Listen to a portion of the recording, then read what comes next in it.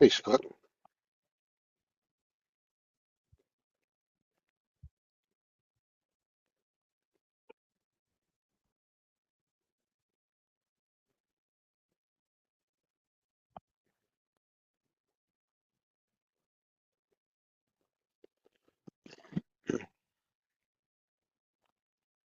Can you hear me? Using these new earbuds and talk again. Can you hear me?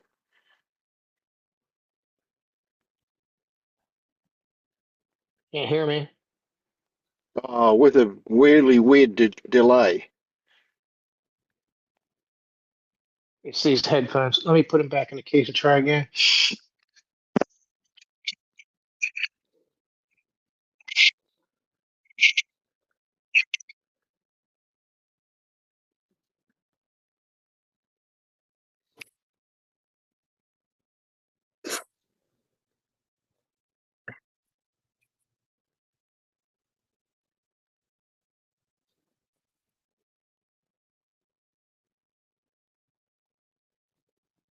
What about now?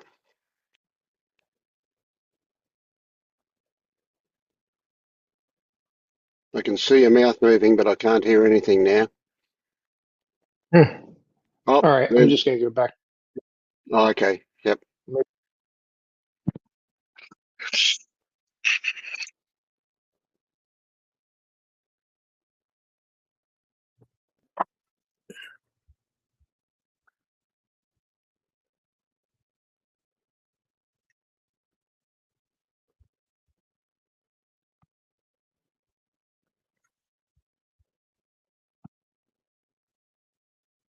So you talk? Hear me? Yes, that's okay. Got you. No, I can't hear you. Huh. Fucking technology, eh? This out then. This I'm on a Chromebook. It's been open for quite a while, so I'll see you in a couple minutes, or maybe less Yep. than that. Yeah, just reboot the whole thing. Yeah.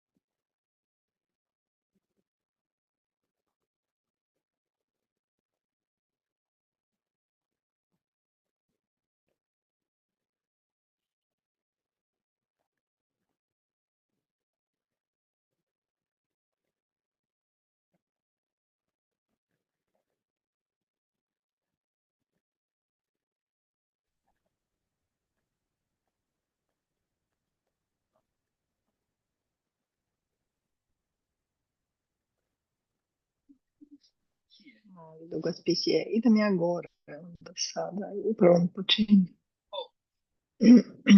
Doći će im kalendar danas i sad me Piko još zvao.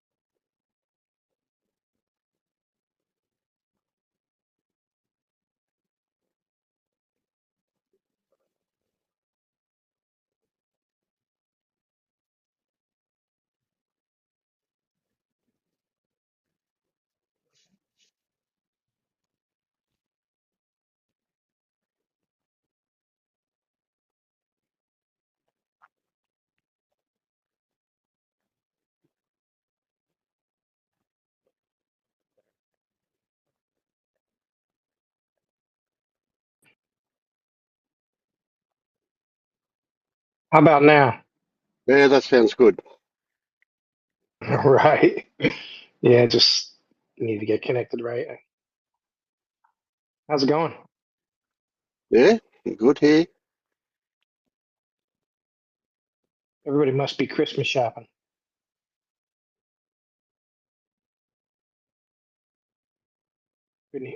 Say that again Still, about Christmas shopping. I guess everybody must be Christmas shopping. Just because we only have what, 4 people, I guess. Hmm. Yeah, I guess it's priorities, whatever it is. Yeah.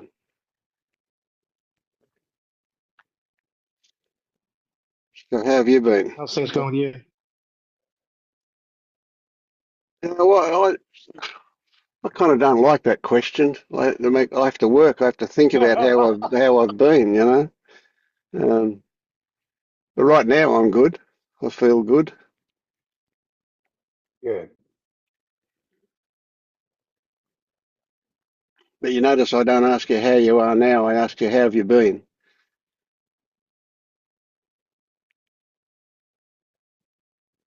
How have you been? Well, I've had ups and downs, all sorts of things. You know, life is always pretty good, even when it's not. Mm, I'm taking off these earbuds because I don't know if that's what's you're breaking up. I don't know if that's what's causing it or not. I'm just gonna shut down right. Bluetooth here. Okay. My internet's saying I've got a good signal.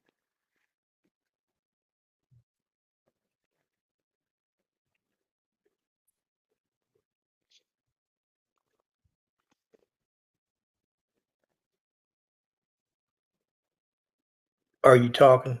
Can you hear me? I can hear you okay, yes. And Maya's Can't hear you nodding. at all. All right, I guess I Yeah.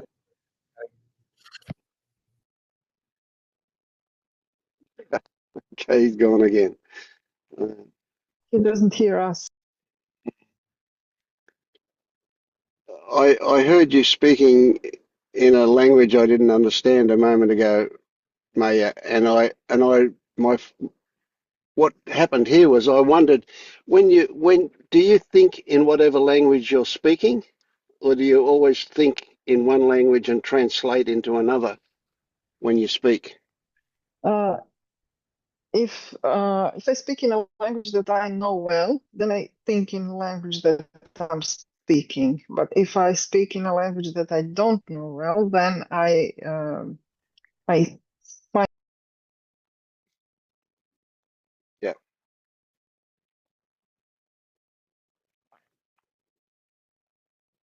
And this is a stupid question in a way, but it's appeared, so I'll ask it. What about when you think visually? Does that have a language attached? Do you visually see things visually in a particular language? Doesn't make sense, the question, but I don't know. What's your response to that? visual is visual, has no language, I Yeah, would say. yeah. But yeah, I would have to look a bit into it. You would have to what? Look into it a bit. Yes, yes. I kind of imagine, I don't know if it's true, but I kind of imagine that when you see art sometimes, it sometimes is expressed differently from different cultures, even though it might be the same art, the same subject matter, but it has a certain flavour from different cultures. The colours are different, maybe, or the whatever. Yeah, I wonder.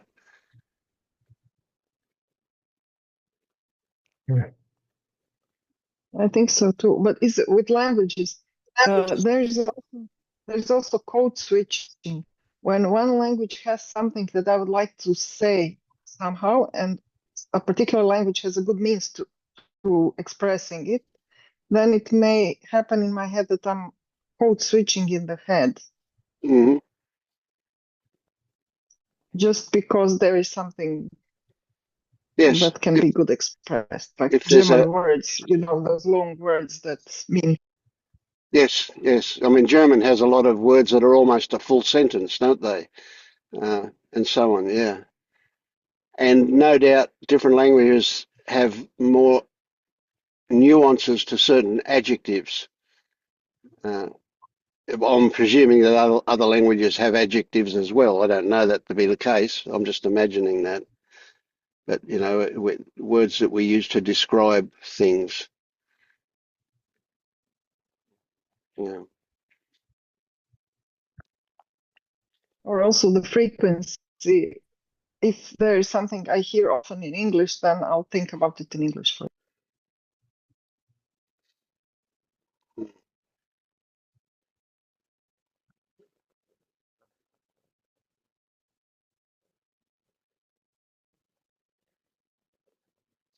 So are you now home for Christmas? Oops. Yes, finally. And home is For in 2 weeks. England. 2.5. Yes, yes.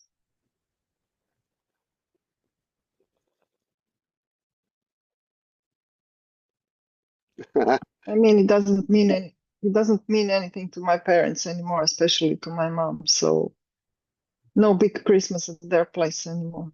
Mm, mm.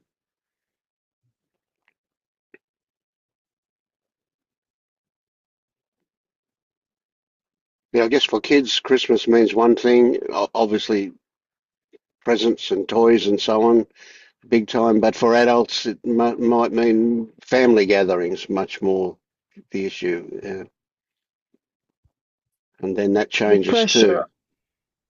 pressure of family meetings, and it doesn't mean much anymore. Mm, It's just a yep.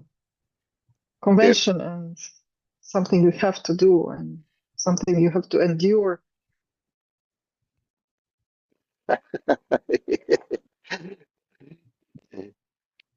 It's weird, yeah.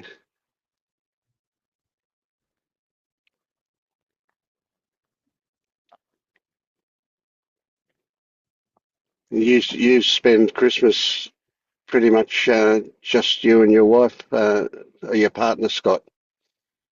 You don't have a lot of you don't have celebrations. I remember you saying anymore.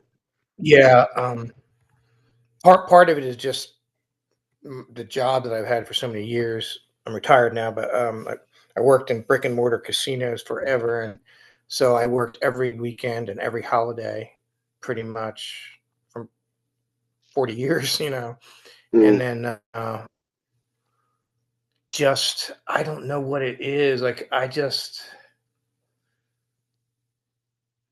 I don't hate to be. I don't want to sound negative. I just don't like people. like and I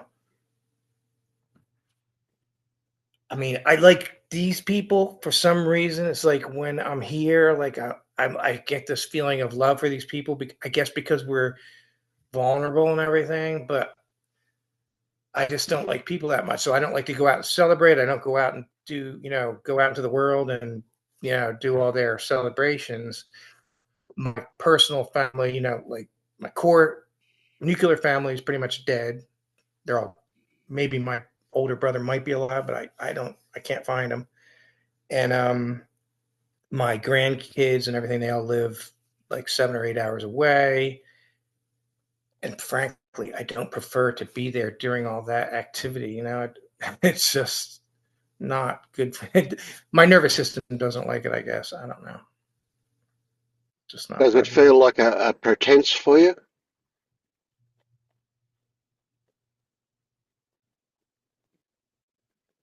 Yeah, yeah, yeah. I So don't in know if that it's just it. situation, you have to force yourself to be sociable. I think that's what it is. Like I really don't like to talk at all, really. And the only thing I'm really interested in is nobody else wants to hear it. You know what I mean? It's like you can't really talk about it. so yeah, and I had there's a guy over. I had a friend come over. I say a friend, an acquaintance. He came over for we were doing some business, and I thought, well, here's a guy who could be a friend, So I said, yeah, you want to sit down for a little while? So we sat down a little bit and talked a little bit. And after a while, I was like, yeah, no, I don't need a friend. Not that he was like, he wasn't really like, it was not like he was loud, boisterous, obnoxious, or anything like that. But as he was talking, he kept talking, and I'm like, yeah, no, I don't get anything out of that. No. Then he sent me a bunch of like these. I think he's pretty much kind of conservative and very much Christian, and of course, I have some Buddhist stuff laying around and some things on the wall that just kind of like give me away, and so I don't know, like I just anyway, I just decided that like, okay, I really don't need friends because I feel like I'm more comfortable just my partner is like my best friend. We're on this path together. Like she's on the psychology side and I'm doing this and it just, I don't know. I really feel no urge to go out and connect like other than here, here in the spiritual community. Oh, I well, know some of it probably the less than, feeling, less than kind of helps. I've noticed I know that I'm like kind of going crazy, I'm bouncing off the walls, but like I've been seeing more and more how this like feeling of not being enough, like all these negative beliefs or limiting beliefs, they're like intertwined. It's like all like let's say there's one core for me, one core limiting belief. I'm not enough. And that is like the starting point. And then there's like security, want for security is like there. And it's kind of like locked in by, not locked in, but kind of held in place by the I'm not good enough, I got to be, got to try really hard, at these other things because I'm not good enough. So it like kind of locks in like the security thing and the wanting approval. It's like, well, not good enough. So that locks in this need for approval, the tribal thing or whatever. And anyway, it's kind of like in the last week or so, it seems like for some reason it's opening up more. And I started seeing like when I first started this, it was suggested to me to slow down. And so I thought that I did, like I did slow down. I could see it. But just recently, I'm like, even at this point, I'm still overrunning myself and not seeing a lot of the stuff that's going on underneath. And the other day, I'm just like, I'm in the kitchen, I'm kind of making a salad, and my partner, my girlfriend, she gets in and she likes to take control a little bit. So I'm just like, okay, yeah, go ahead. So I was just sitting there watching her, and I'm noticing like when she does something that's not the way that my bubble of reality would do it, there's like this urge to like go in and like grab control, So I was just sitting there, just relaxing and just watching this happen and just not acting on any of it. I'm going, oh my God, I can't believe like how convoluted is the stuff in there, It's crazy. But it's funny too. I just sometimes just bust out laughing like, oh my God, how convoluted can I really be? Like, or can it be, whatever it is. yeah. Anyway, I'm done Well, it is. rambling, I It guess. is. I mean, the complexity is infinite. It's just not possible for us to get our mind around how absolutely complex everything is. Like we talk about stories like there's a story, but of course every story contains about 1,000 stories and has another 1,000 stories hanging off the outside of it. So, like Right. there is no beginning or end to that kind of stuff. It just, yeah, it's amazing. Yeah. But this thing of not enough, that's I mean, it's easy for me to tell you, oh, look, that's just a load of bullshit. You don't need none of that's true. There's no such thing as enough or not enough. Right. I mean, so even if you were to say, well, if I could fix not enough, would that mean that there is enough? No, because there's no such thing as enough. Neither is there no such thing as not enough. But but what fixing not enough would be where it's not an issue. It's not generating the opposite of not enough. So we don't fix not enough by getting enough. We fix not enough by getting bored with it. So that kind of like I currently the way I'm kind of approaching it is just like after a while I got to the point where like shadow work's not going to make this go away. Like it reduces it. It kind of like gets you connected with it so you see it and everything. But I feel like at the point where I am now, I'm just like, well, it's okay Hmm, to be less than or not be less than because it's not really real, So that's how absolutely. I'm looking at it. It's like, oh, Yeah, it's yeah, yeah, okay. yeah, It's not real anyway. Just yeah. so it's okay to be there. Right. So there's a really Yeah. interesting thing with the shadow work, and it came to me when I was reading an article by somebody or other, Judy Cohen, I think. Anyway, I read this article and she's saying, the past stuff that what psychologists do, the shadow work idea, the idea that there's stuff from our past that's still affecting us, that's bullshit. And it kind of is. I can see quite clearly that it is because the past no longer exists. Uh, And the idea that we have this thing that I refer to as cellular memory, that our body remembers things. Right. Well, there's nothing's ever been proved about that. There's no research has actually shown that to be the case. But it's a great metaphor. The whole thing of shadow work is a great metaphor. It's not actual. See, what there is, the only thing there is actually is your current experiencing. And then we can even just go immediately and say, well, that's bullshit too, because you're not aware of your current experiencing. When you think you're aware of your current experiencing, you're aware of a memory of your experiencing, because by the time you bring your awareness to it, it's already finished. So there's not even current experiencing. It happens. Logically, we can say that it happens, but in terms of experiencing our current experience, that's an impossibility because there is a finite, as much as it's very small, it's a finite amount of time before we have a narration that we call awareness. Oh, I'm experiencing a touch. Well, I'm not experiencing a touch. I experienced a touch and then I remember that. And when I narrate about that, put a description or an explanation to it, it's well after the fact. But that's all we've got that we can say is actual. It's easy to say that everything else is conceptual, but we'll imagine that it is actual for the moment. Later on we can investigate that as well.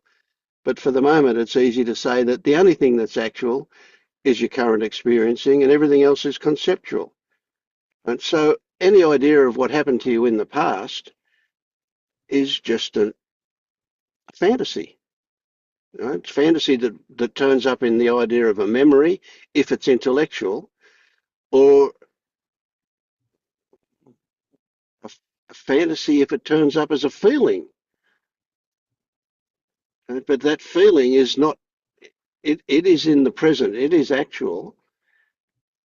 But the reason that we might have that feeling is because of something we remember that we don't articulate intellectually. And so we can go, oh, yeah, well, it's the body. The body remembers it because we still behave You know, we're like Yeah.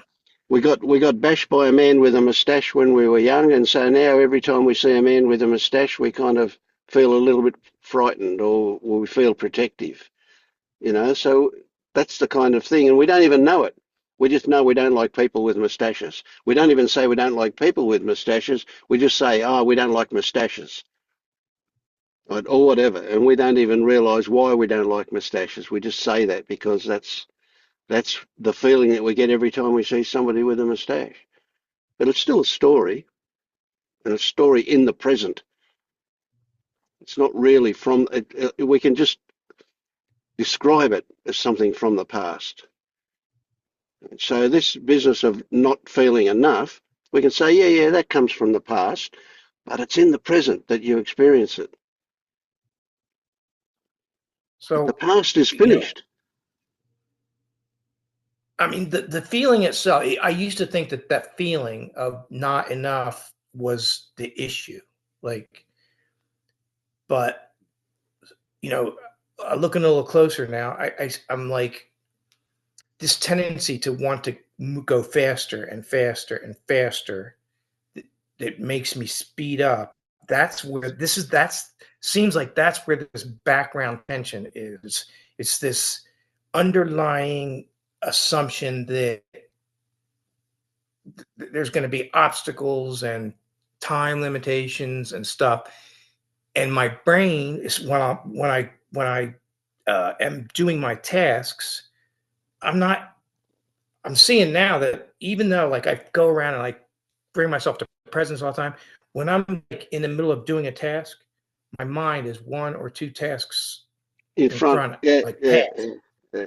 And so like as I'm doing it, I'm thinking about two or three jobs that are coming up, that are going to happen afterwards. And that tension is coming. And like sometimes I get, oh, there's that tension. I stop. I'm like, oh yeah, like I'm not even here. Like I'm, Mm. you know, eh, trying to do these other menial stuff. Yeah, Nothing yeah, that's yeah, yeah, hard, but crazy. Yeah, yeah, it yeah, still creates this like yeah. this tension. I So caught right now, myself, that's what I'm trying to do.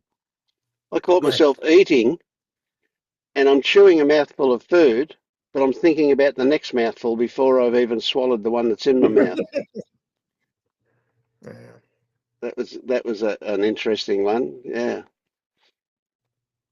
Or So I I'm think I'm gonna I'm like. thinking about dessert. If dessert's coming up, I'm thinking about dessert while I'm still eating the main meal.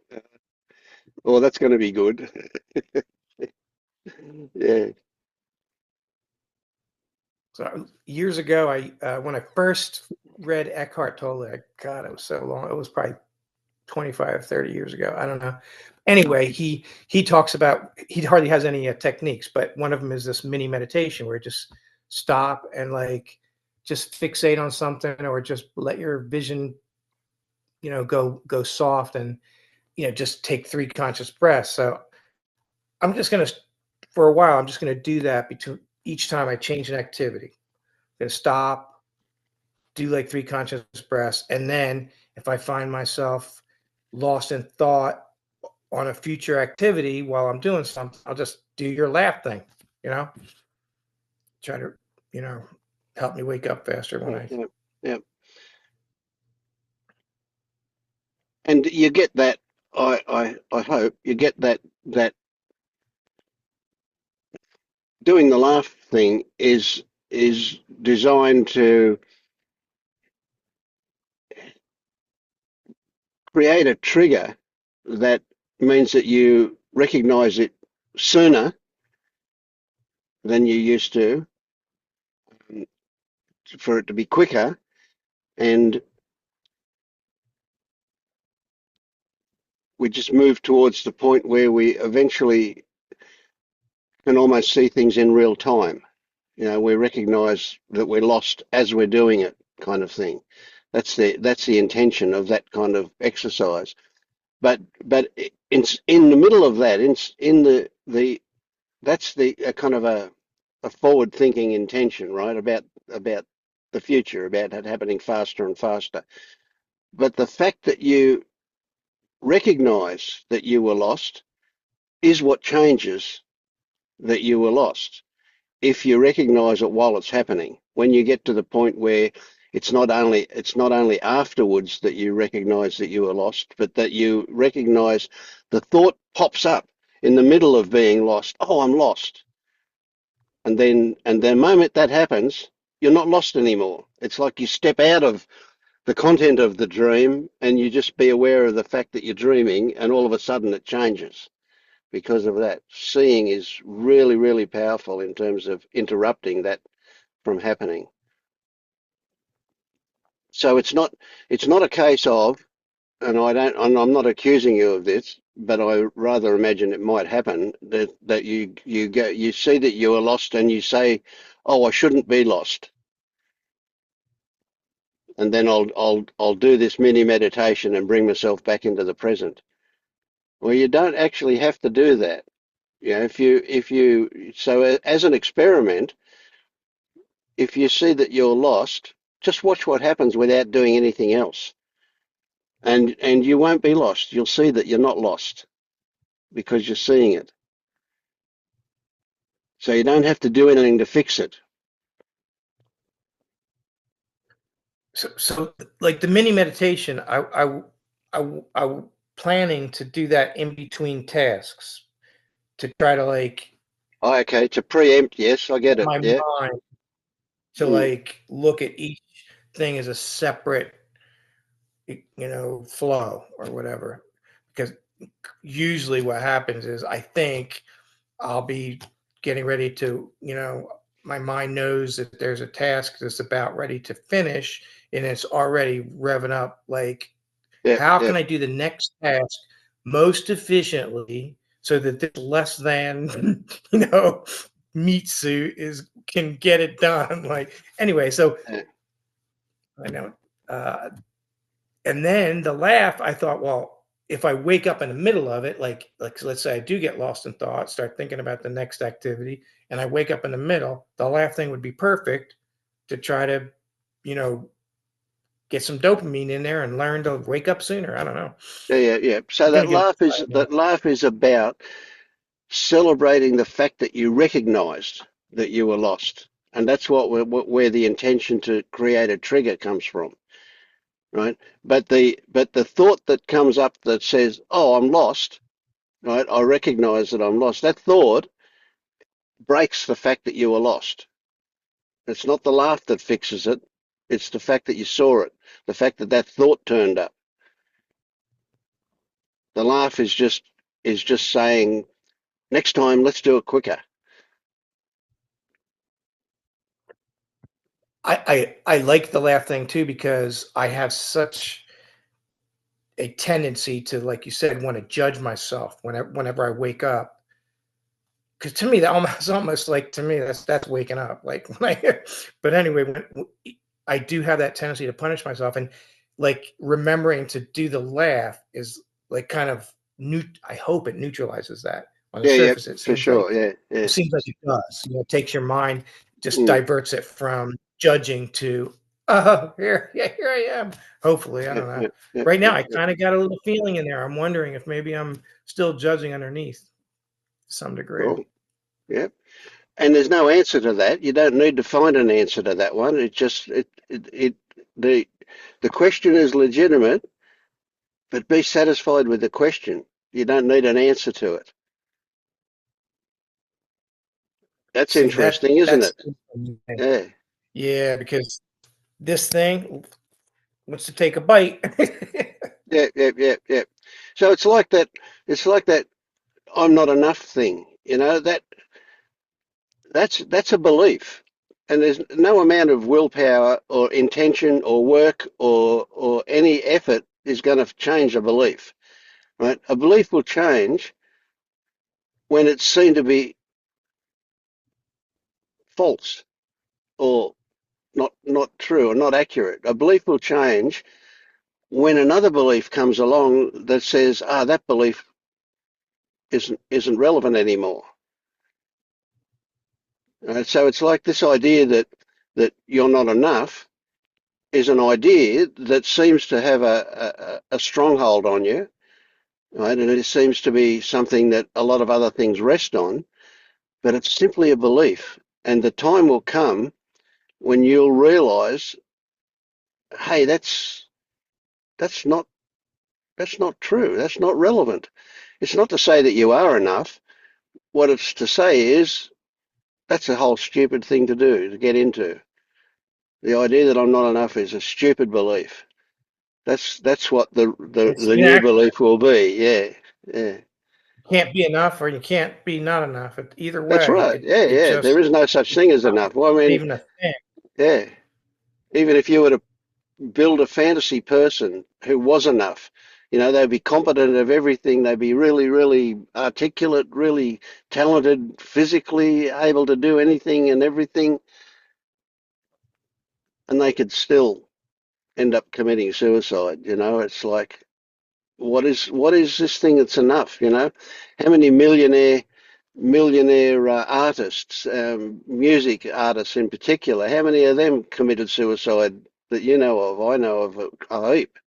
You know, they had everything going for them. They had adoration of the masses. They had lots of money, and yet they drug themselves into oblivion or whatever. There's no such thing as enough. And yet, some people that are really poor are the ones that are quite contented in life. So it's not about money. It's not about skill. It's not about looks. It's not about anything you can put your mind to. It's just that enough or not enough doesn't compute. I I think this is along the same line, but I started to look at Fetter 4 over at Pernelli's site, and her I didn't go too far because I decided to go back to Fetter 1 and just kind of take my time, just like read one sentence at a time. But anyway, she was saying like the first two keys that she was talking about was it was for Fetter 4 wanting was what you don't have any control over what you want. Like since we have no control, it just comes up. What you want, you can't say I don't want it or I do want it. You have no control. And then the second part was you are already that. And I'm like, well, I want to be valuable, right? I want to be valuable, but I can't help that I want to be valuable, but I'm already that. You know what I mean? I keep in her video. She says they'll all drop, and that didn't happen. But as and at first didn't even understand it. As I revisited it, then I started using it on certain things when I finally became, oh yeah, I want that. I want to wake up. I want this, and it's working. You know what I mean? Like it everything just didn't fall away, but when I do apply it, I'm like, oh yeah, I see it. So hopefully that'll become a habit. Yeah, I'm when sure it you will. one of those applications, one of the times that you apply it, you'll also go, you know what, this bleeds through into everything. It's not just about this particular want, this particular circumstance. It's in fact everything. And when that bleeds through to everything, that'll be done.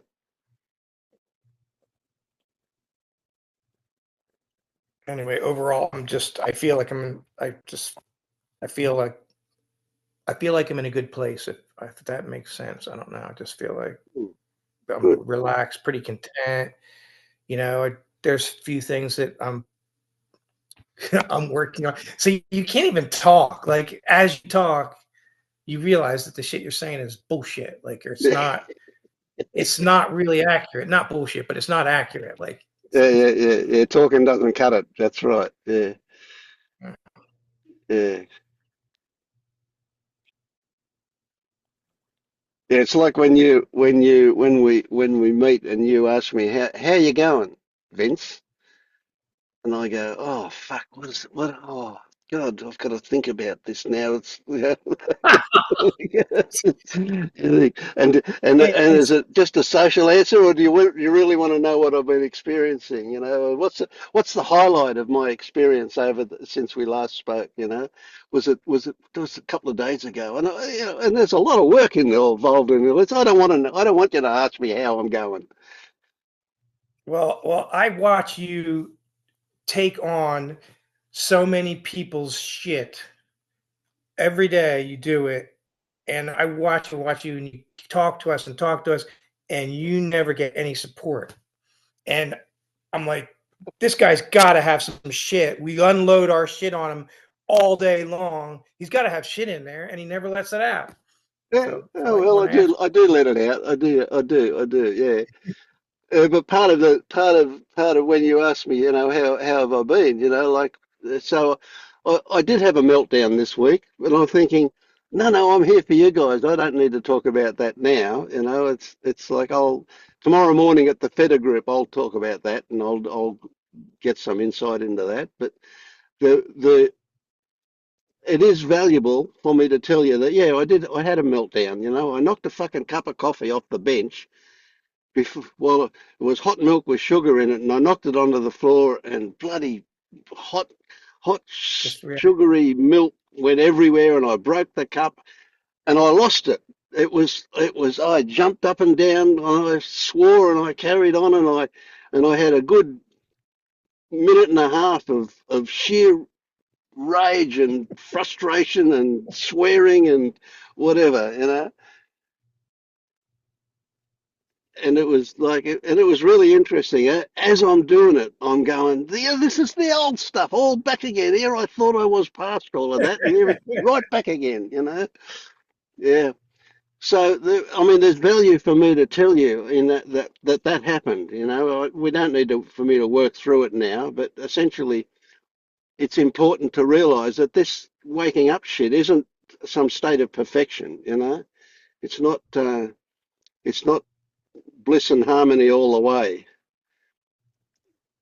Mind you, those moments don't happen very often these days, and I can look back and say it's good that it happens, but as it was happening, it wasn't good.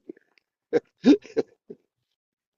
but hearing that stuff from you is valuable to everybody, because especially how you handle it. Like, I'm not saying to dump your stories, but I would love to hear things that, insights that Well, you've had. I I'm not didn't saying, handle it. You know, this is another important thing. I didn't handle it. I didn't do anything about it per se. I didn't say to myself, "Oh, do this or don't do that or feel this or think this or anything." Nothing. It just played itself out, you know. So probably, when I was actually jumping up and down off the floor with with frustration and rage about the fact that it happened for the first, I don't know, for the first half a minute maybe, you know, and then it still happened, but it wasn't the intensity faded out, and I saw that it was the same old stuff, you know. I saw exactly what it was about. I saw that here I am faced now with half an hour of cleaning this fucking mess up, you know, that I made. I got another job, and all I wanted to do was make a cup of coffee, you know, because I was clumsy and my hand came across and the spoon that was sticking up out of the coffee cup, I toppled the whole thing over off the bench, milk everywhere, broke the cup. Then I had to clean up, and the dog's trying to lick it up, and there's bloody broken bits of crockery in it that I don't want the dog to lick up, and you know, there was all that frustration, but it's old stuff. You know, before I woke up, I would have something like that happen to me every single day. You know, that was so common. I would just get so frustrated about stupid things, little things then. And this is pretty little too, you know. I mean, so right. at another time in another situation, I've experienced that kind of stuff, and I've just been really relaxed and blasé about it. And then I just moved into the fixing it up, that job. But this time, nah, it was so frustrating. I was jumping up and down. So within, I don't know. I mean, I'm only guessing now. But the memory is not that accurate. But I'd say within a minute and a half or 2 minutes, it was like, okay, there's just this job to do. It wasn't. There was the emotion had gone out of it, and there I was just looking for the mop to clean it up and looking for a pan to get up the solid stuff while I can, and then cleaning up the mess. And oh God, it wasn't just all over the bench and all over the floor, but it had run down the front of the bench into 3 drawers. So there was 3 drawers of plates that it had run into, and I had to empty them out and clean them out as well. So, so it took me a good half an hour to clean up the mess that I'd made. But the cleaning up was fine. You know, there was no anxiety or no agitation about that. It was just the job and it was done. There was no stories going around again and again in my head about how it shouldn't have happened. It was accepted that it had happened. Right? And then there was, I guess, a kind of a promise. Well, no, there was an intention, I suppose, that I'll bring that up tomorrow morning at the Feder group, and we'll have a look at that there. You know, because there's some people there that will help me look at what I've been going through. You know, what's underneath that for me. So we could say in language that's how I handled it, but much more accurate to say that's what happened. There wasn't really Right. any handling of it as such. Do you find that like the reactivity happens more when like the event is like rapid? The faster the event, the more likely you react. Like for me, that happens. Like it seems like it happens. Like if there's something that's like comes up and it just happens in an instant, it's more likely that I would react like mindlessly. If it's something that I kind of see coming, it doesn't usually happen. I don't know. Well, I haven't thought about it like that, but that probably is the case. Certainly, the the emotion is like an explosion. It just woof, suddenly it's there. You know, full on, like it happens within a fraction of a second. You know, there's no time delay from when it happens, when the incident happened, to when the anger was there. It was straight away and full on, really intense. Like I was literally jumping up and down. You know, you can imagine, say, an American Indian dance. You know how they're leaning forward and they're hopping on one leg to the other leg, and they're doing the woo, woo, woo, or whatever. You know, that traditional kind of thing. I was doing it like that, only I was swearing rather than singing a song. You know, yeah.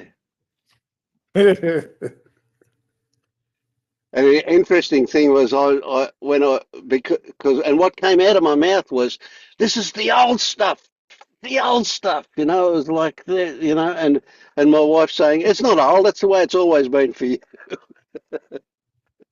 So that was an interesting addition for me. You know, yeah,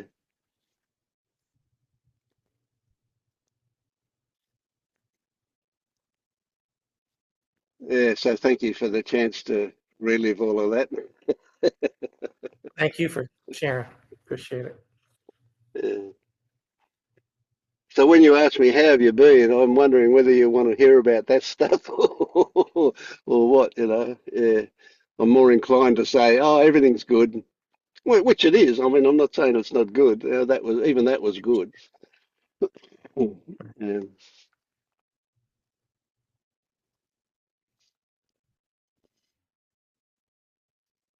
See, like right now, I just have this like feeling of love for this computer screen and all the people here. So, like when I go out into the world, I have this toxic starting point of like people are either going to be mindless and rude and obnoxious and become an obstacle to me, you know.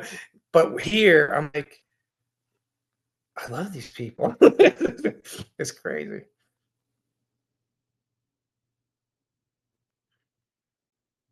I I predict and it may or may not happen, of course, because it's only my fantasy, but I predict that you will reach a point where you will see other people differently to the way you do now, and that will be much more compassionate uh, about, So you'll just really, quick story, and yeah, go on. quick story, and I'll be done. I know I'm taking up a lot of time, but so I think it was 2 days ago. I was at the grocery store, and my normal, obviously, like any other task, I want to do this as efficiently and quickly as possible, so that this less than meat suit can get it done. So, and I've had trouble with this before, trying to like view people and interact in any way. Halfway through my trip, I kind of like woke up and I'm like, wait a minute, let me slow down, because I had been, trying to slow down a little bit, and let me slow down and look at these people. So because I would ignore people, as soon as one came into my bubble of reality, it was immediate, like, and I didn't have time. So I started thinking, let me like look around and actually like reach out with consciousness to these people in my, internally. And the attitude was totally, I was like, oh yeah, look at this. So I started smiling at everybody, like just, I said, that really felt good. And I didn't think of them, like, I didn't have that, like, oh, let me push you away. Just please don't get too close to me, Yeah, I loved COVID. I was like, 6 feet. Yeah. Let's do it 10 feet. Just stay out there, But anyway, that was a really good experience, and hopefully I absolutely. can report. So not just a good Yeah, experience, but a significant experience, eh? Did you recognize that it was significant? There's something changed in you for that to have allowed that to happen.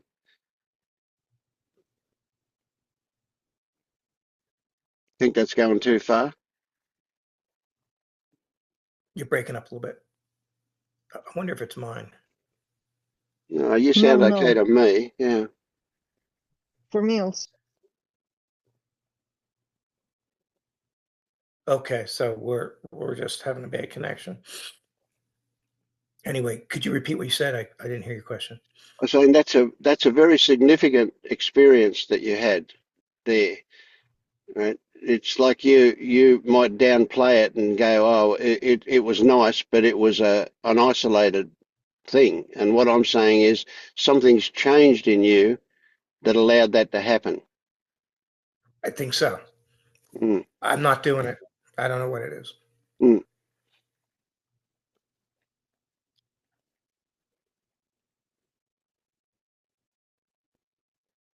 mm.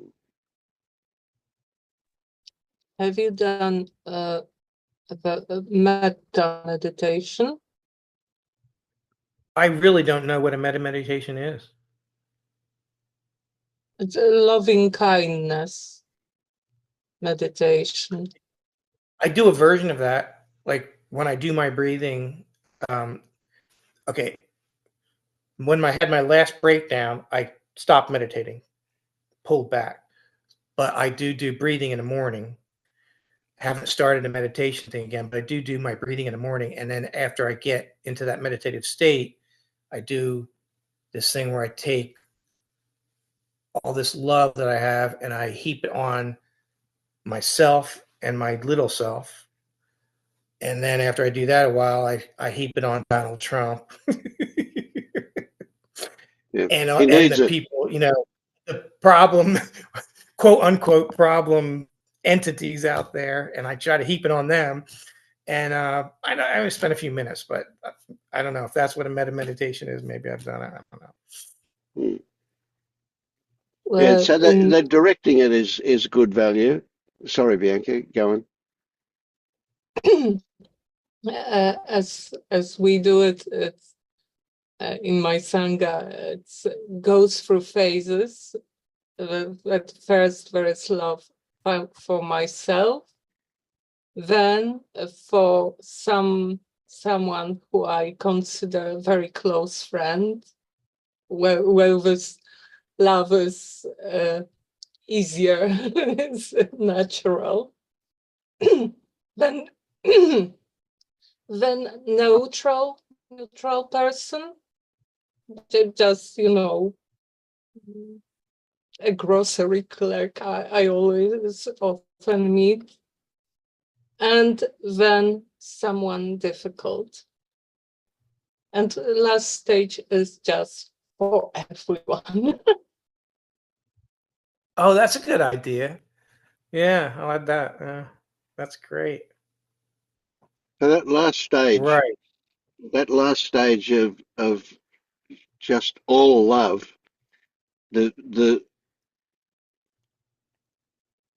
what what comes up here is that's the time when you get into your body and experience the feeling of love. Right? So you're not directing it anywhere, but you're swimming in it. So as you direct it out, you're building it. You're getting that feeling is getting bigger, and you're building it, and you because you're going from the intimate to less intimate, and then out to the troublesome person, i.e., Donald. You're building it up, right? And then the idea is that you just swim in it. You just experience the feeling that you've got, that lovely feeling of love and warmth and whatever characteristics of that feeling that you experience in the body. But you in the body, get into the body in that last stage. Well, it's uh, um, it is also the intention is to feel it in the body all the time. Like it's usually in the heart area with something warm, but it's very different. It can be different, and also not to judge yourself if you can't manage warm feelings for others. Just have the intention and see what happens.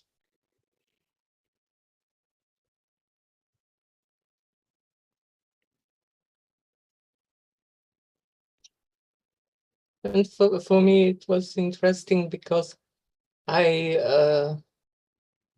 had a lot of troubles with this meditation, and I didn't see any change in myself, but somehow other people's got very nice.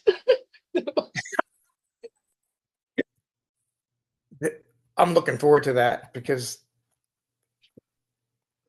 it's one of the biggest fears that over my entire life probably is like just the fear of what people are going to do, say, how they're going to affect me. So looking at them from that, and it's just like such an easy switch. Like hard to believe that 68 Uh, years, like I've been looking at people like that. I mean, it's a lot of can work. can you It's terrible. get this one? This is shouting out to me now.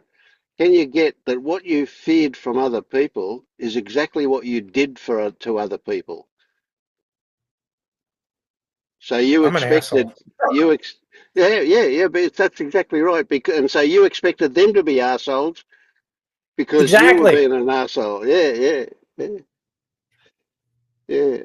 let me tell you, you're not an asshole, but you can believe you are until you don't. Yeah, Well, an asshole isn't a thing. I mean, well, yeah. physically it It's might an be, but attitude. Yeah, yeah, it's not a thing. So like I'm like, yeah, I'm an asshole, and I can actually say it now and not really feel negatively about myself. yeah. Myself if there Good, isn't one I know, but yeah. good stuff. Yeah.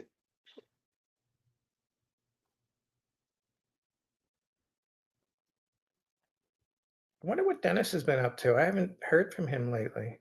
Yeah, I'm just wondering. He's got his cowboy shirt on, or is it his horse shirt or something?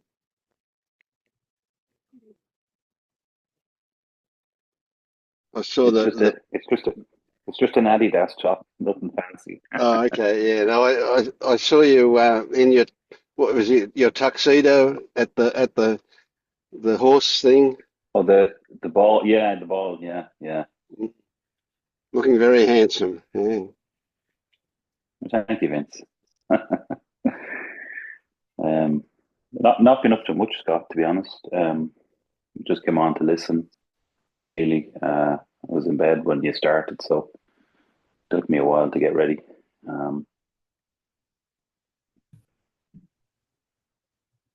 How have you been? Yeah, I haven't heard you speak lately. I'm wondering how you're feeling. I'm not sure, to be honest. I'm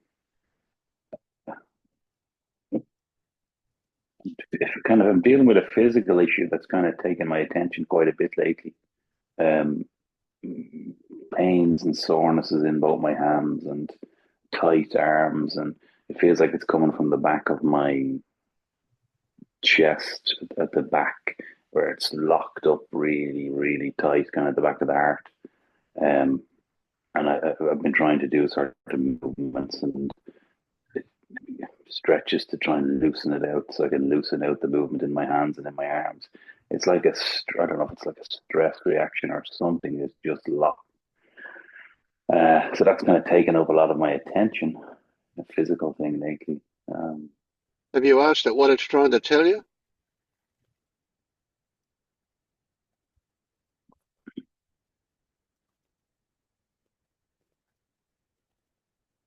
Not in a meditative kind of sit down and sit with it way. No,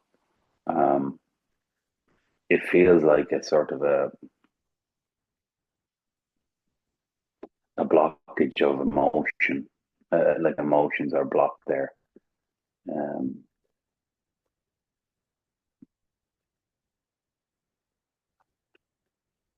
So if you take that, because that's the thought that turned up, as having some credibility, then what would be the next question to ask it? So if let's accept that, tentatively at least accept that that's what it is. Okay, it's a blockage of an emotional expression. Would that be accurate? Yeah, So then, the next question would be, logically, why? Why are you trying to block an emotion? Now you don't go with that question because it's a why question. So what you do, you find out why by looking at what. But we can just follow that way of looking at it a bit further, and you can go, if I'm blocking emotion, then there's a reason why I don't want to let it out. And that will lead you to another thought. What thought comes up when you say, I don't want to let this emotion out? I don't want to express it. yeah. The thought that comes up straight away is, why am I so sad? Why are you so Sad. sad? Right.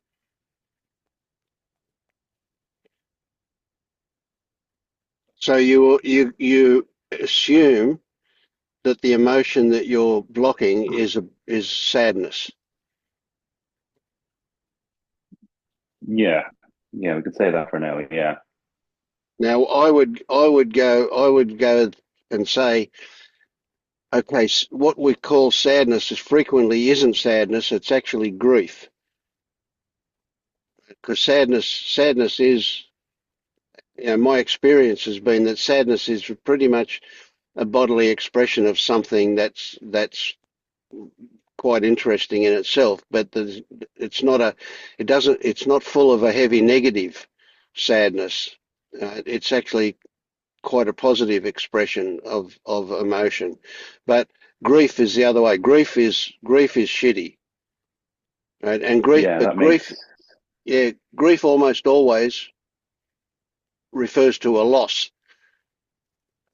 I've lost something. Something is gone, or something's not there. That something's missing.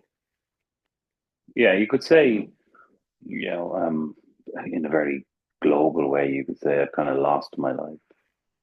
Yes, all right. Well, that's a good one. Okay, so well, that thought. See, this is really interesting. Yeah, those the thoughts that turn up have some legitimacy simply because they're the thoughts that turn up. As soon as we start thinking about the thought, we'll try and refute it, or we'll get lost in diverting away from it and so on. But if we stay with the first thought that turns up, it always has some credibility, some legitimacy as a direction to look, as a place to explore.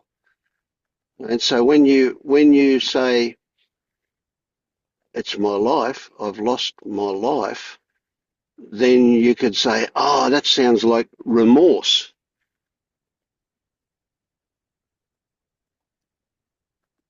Yeah, it feels like each thought is a stepping stone to the next sort of place. Remorse. That's not landing at the minute. I'm Okay. even struggling to understand what it is. Well, don't, if it doesn't land, don't go there. Yeah, look for what does land. That's the thing. Yeah, that's a good way to put it. So, what is it about your life that you've lost?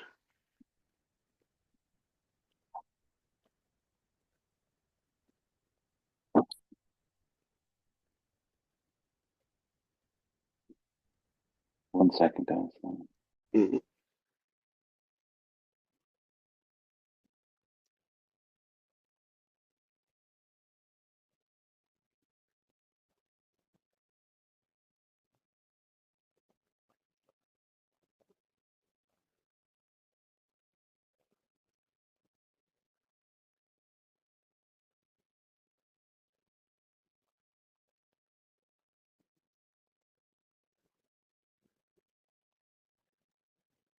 Sorry about that.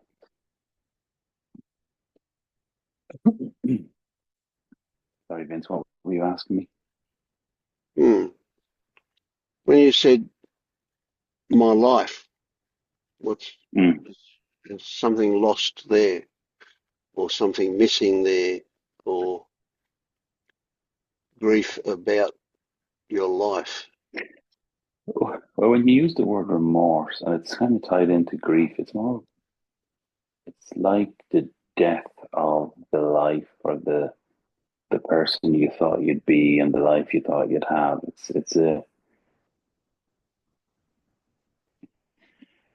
like when you're younger, there's so much of your life ahead of you that you're waiting for things to go the way you think your life's going to go. And as you get a bit older, you start to realize, well, things aren't going that way. So it's that sort of it's a death of the idea of the life you're going to Hmm. live or the life you might have had.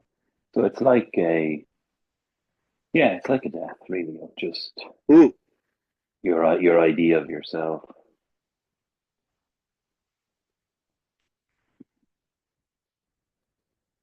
So tied up in that is the idea that it's kind of like a giving up on ever. It's not going to happen in the future either. There's no hope um, that it's gone. It's finished and gone. It didn't happen, and it's too late, or it's not going to happen. More like it's going, and Going, it's yeah. tied up in the whole. It's tied up in the whole awakening thing. that is just I don't know. You listen to people talk about being awake and their experiences in their life and the effect it has, and from the most, the biggest teachers to every other individual on YouTube, and you're like, I can't make it happen, don't know how to make it happen. Mm. It's not going to happen, it'll never happen. It's just the whole spiritual journey just seems like further and further and further away than it ever was. So that's a real disappointment.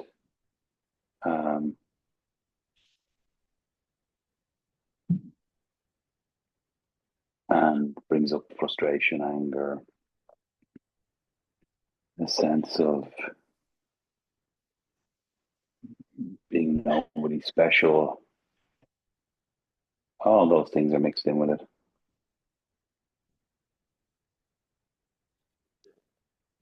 Hmm.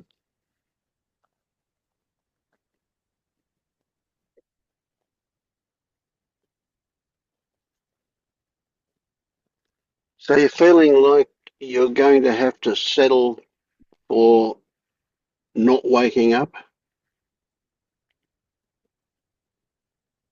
Did you say settle? What? You broke up there. Say that again. Are you feeling like you're going to have to, are you resigning yourself to the idea that you're never going to wake up? Yeah. Is that's part of it? Yeah. Yeah. Yeah, definitely.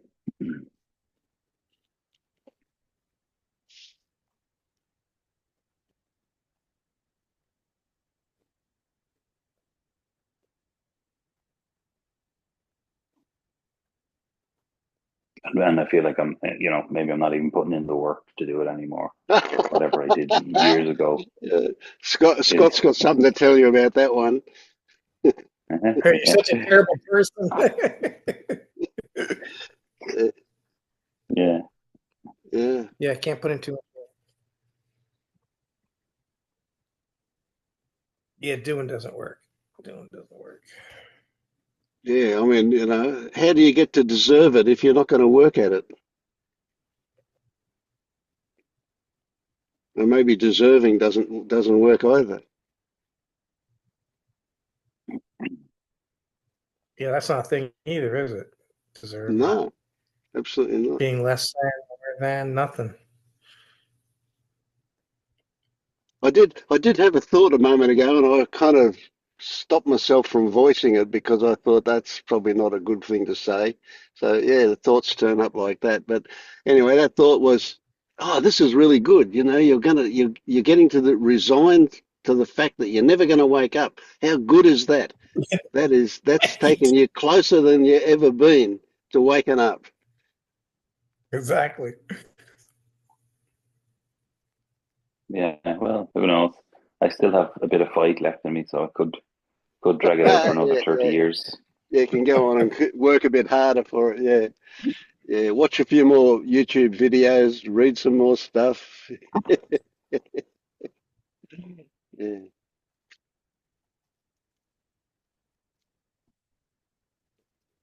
And how frustrating to think that you've been this close and never got it. Like there it was, there it is, a millimeter under the surface, and you never quite got that last little bit, and you're just going to skid along right till the day you die, never getting it. And you're so close, so close.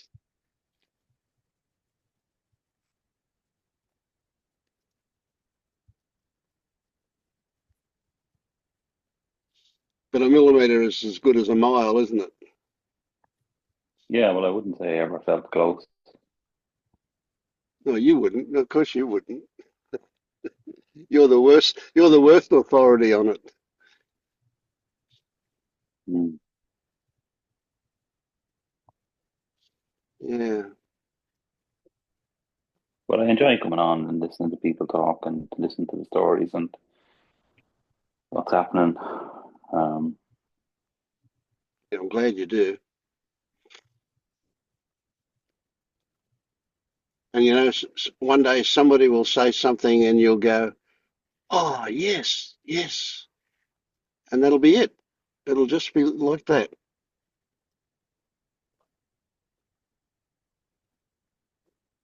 we'll see. when you're least expecting it.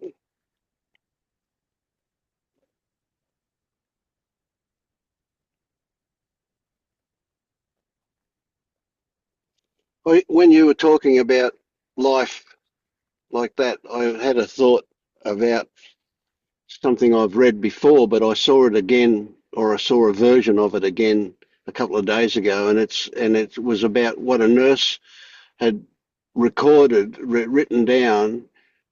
She must have been working in palliative care, and she wrote down people's.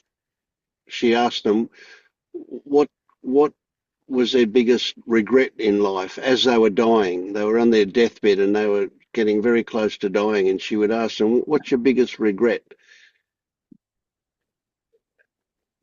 And nobody ever said, "I wished I'd worked harder," but they all said things like, "I should have. I wanted to be closer to my family.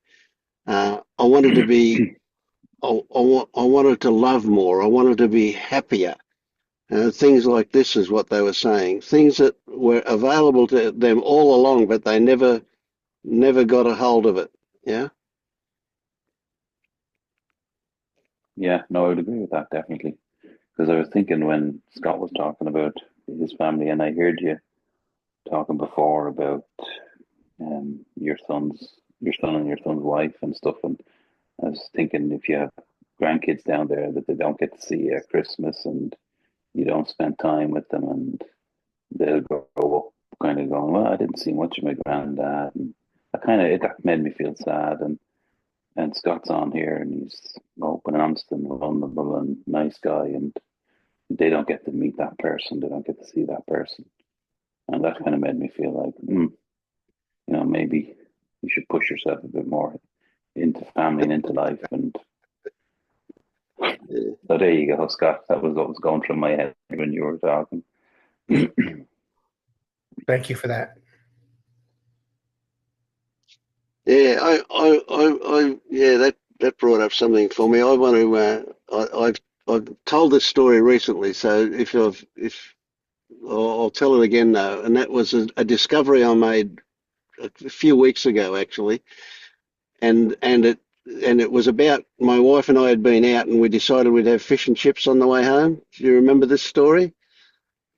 No, I'll tell it again anyway. We decided we'd have fish and chips on the way home. We haven't had fish and chips for a long time, and we always enjoyed it. This place that we buy it, we usually got really good flathead and chips, so we'd have these fish and chips. So we were looking forward to fish and chips on our way home. So we would ring up when we were 10 minutes away from the fish and chip shop, so they'd be ready when we got there.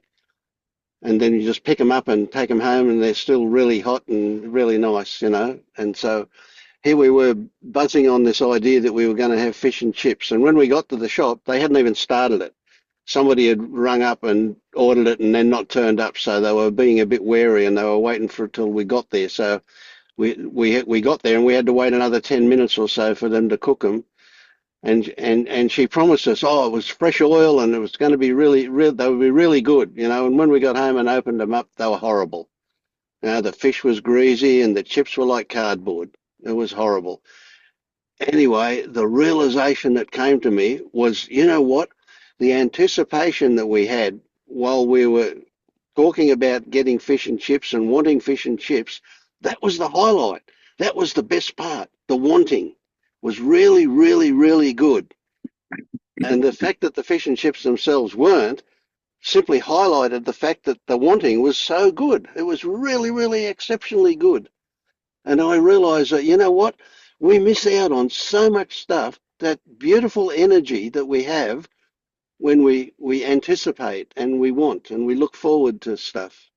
And if we can appreciate that will just increase our experience of wonder and pleasure and so on in life. And so, Denis, I say to you that those feelings that you've got about not getting there and wanting it, right? Enjoy them while you've got them.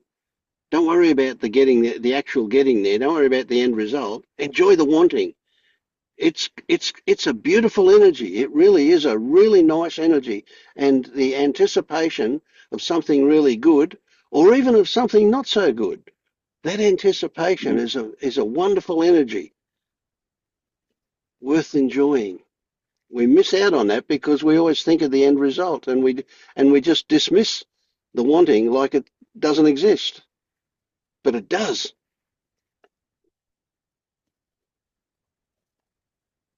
Yeah, your fish and chip story is like a metaphor for Christmas, isn't it? Yeah.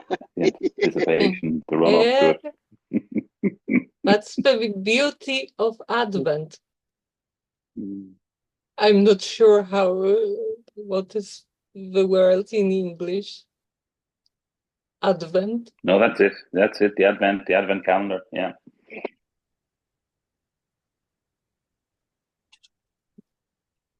Oh, sorry, I'm on the phone.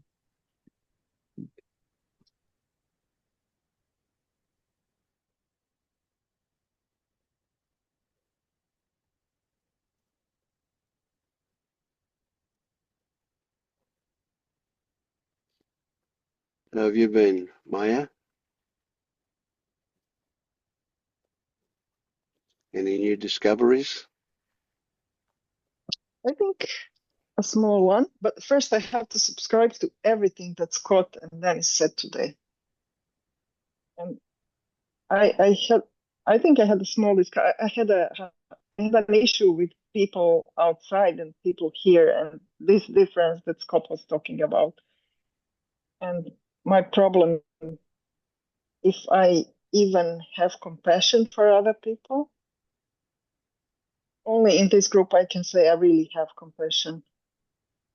Outside, I don't know. I mean, there's a what happened? What happened to me? What's the story? Yesterday morning, I was preparing to go home. But my flight was at 2 o'clock, and at 10 o'clock, something happened. I didn't know at the time, but I heard people. I was at the GP surgery with my mom, and I overhear people mentioning the name of my neighborhood somehow, and one woman saying, "Oh, this is how people are brought up today. This comes from home. Everything comes from home." And we finished with the GP, and I opened the news on the phone, and there was a stabbing in an elementary school close to my home. And this is the first time it happened in Croatia. One 7-year-old girl died, and there were several wounded, and the teacher and every, you know.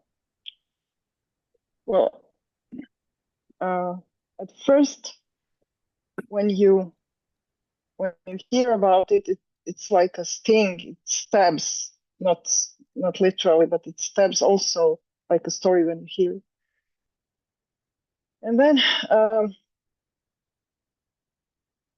the stories began in my head, and I was just like, oh, this narration now. I mean, it was long. It lasted whole day. It was such a heavy feeling and everything. There may be people involved that I know personally, but somehow I just thought, oh, I'm just really talking in my head. I'm talking in my head, and somehow I don't know if I'm really compassionate. The first thought for me was, oh, there is a mom who will get a call today, and this is horrible. But then we have a WhatsApp group from this class from elementary school, and everybody started talking. Then this is our neighborhood, and this wasn't my school. There are two schools there, and so it wasn't our school. Okay. And the head teacher of our school now is our classmates. And so I thought, oh, how must Anna feel now? It's really horrible for her as well, although it wasn't our school. And the day went on like this. And today I wake up, and this horrible story is still in my head. And I wake up and I think, do I have compassion? I mean, I don't know what to feel. I really don't know what to feel. Because all that happened is actually story for me. This is something I heard about. This is something we talk about in the WhatsApp group now. And then it occurred to me, oh, there is also a bit of selfing. And then I went backwards what I was thinking. Like, where was I when it happened? I was passing by the school at the moment, almost 10 minutes plus or minus. I was passing by the school and I didn't know what's going on in there. And I thought, oh, this is selfing. What do I have to do with this? This is also a story. And then backwards more, this first thought, is it my school? What does it matter? Is it my school or other school? And the head teacher from my school, Anna, she said also, it might have happened in our school. It doesn't matter. It really doesn't matter. It could have been our school. So there was a mix of compassion, really. How is this parent feeling today? And how is Anna feeling today? But there is also some selfing in there.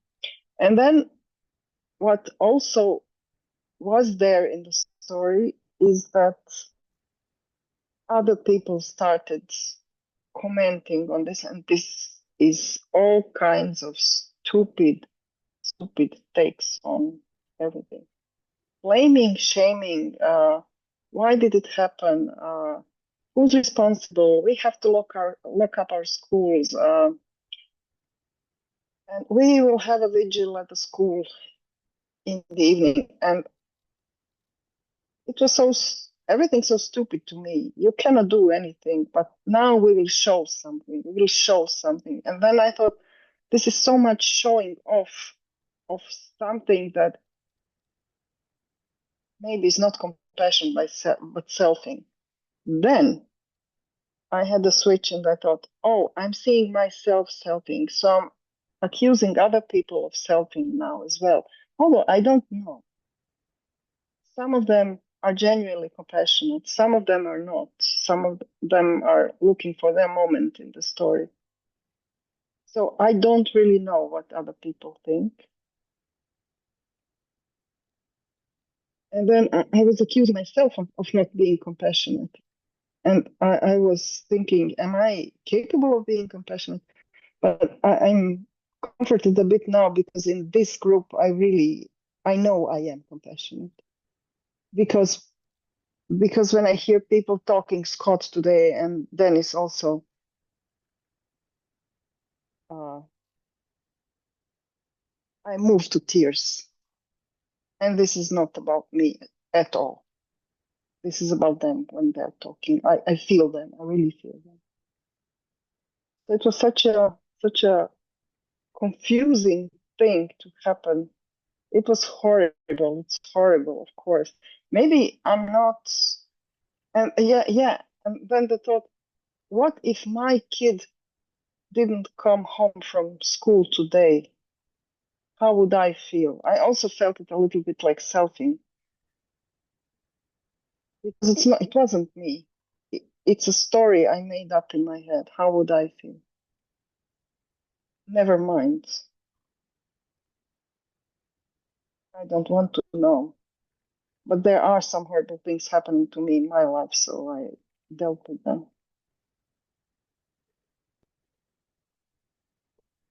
Yeah, that's interesting, isn't it? Mm. So I heard you judging yourself, judging Mm. others in that, which is a form of selfing. I also thought about that. I recognized it in those moments. I recognized it. I'm judging other people, Yeah. and I don't know. They may be compassionate, Well, it and doesn't some of matter. them Yeah, should yeah. have.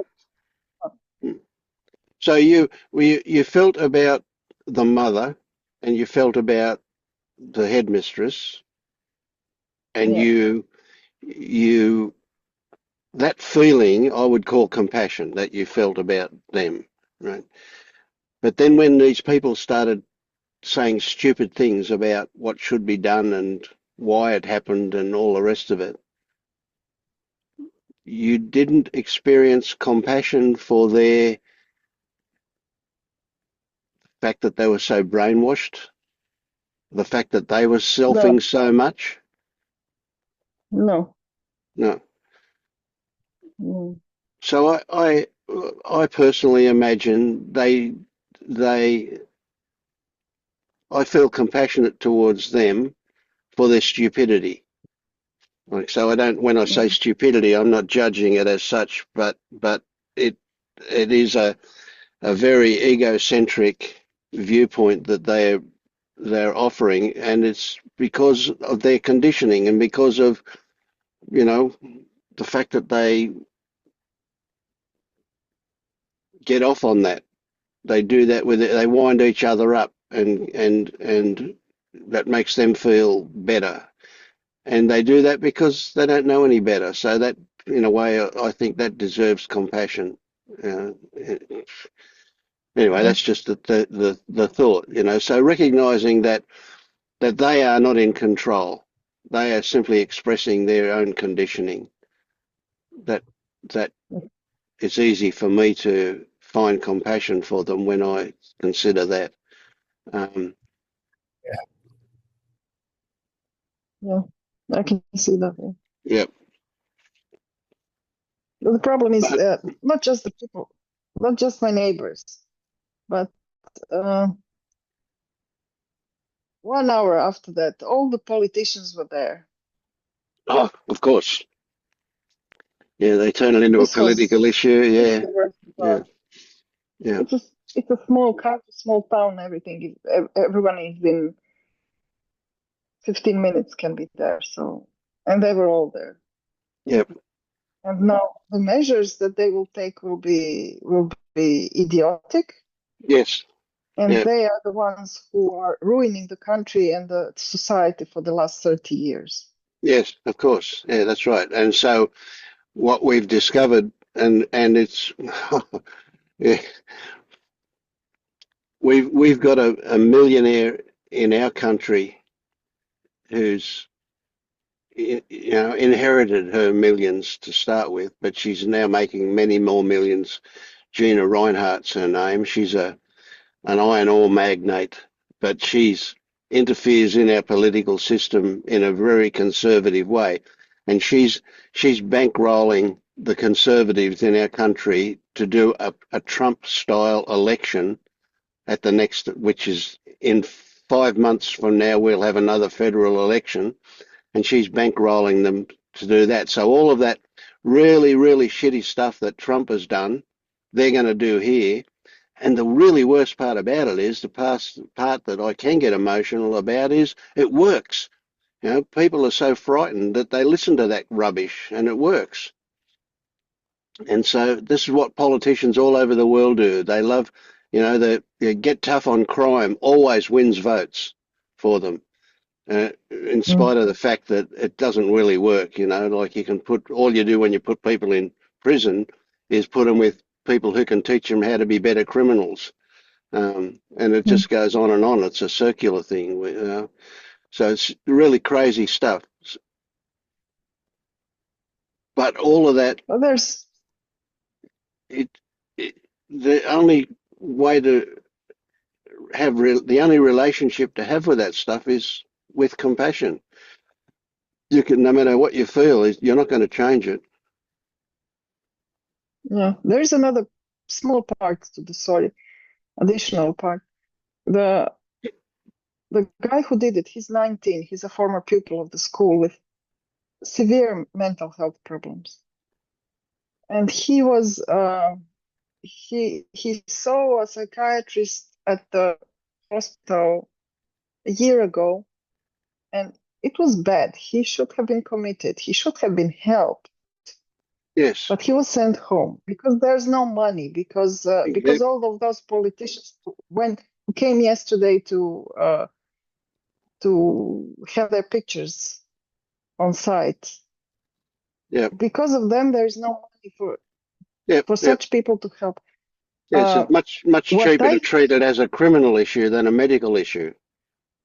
Yes, where I was able to feel a bit of compassion more than other people was this guy who did it because, well, as I told you about my younger cousin, she spent a year in this hospital, in this psychiatric hospital. I know they don't work as they should.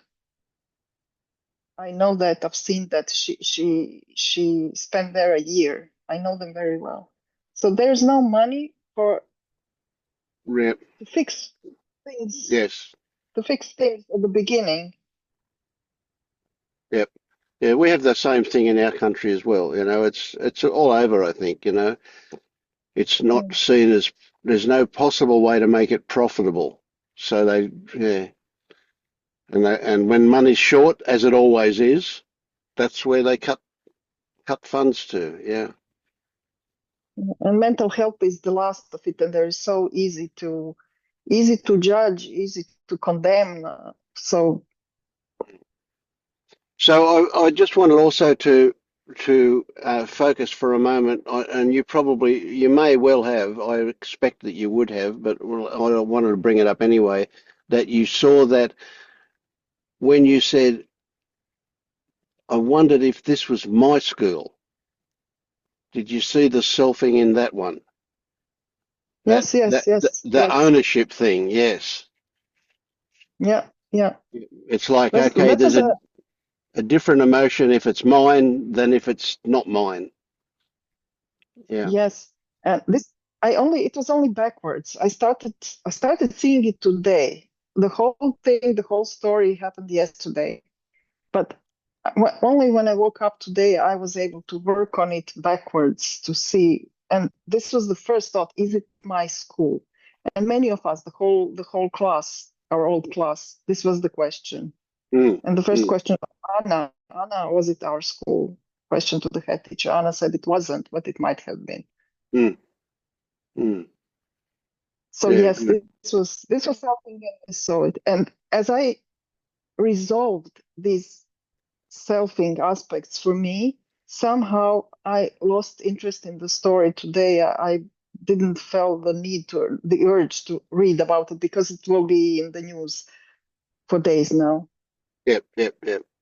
And of course, those stories that it will evolve into are really not even close to what actually went on. You know, they're just Yes, people's ideas about it. Yeah. yes.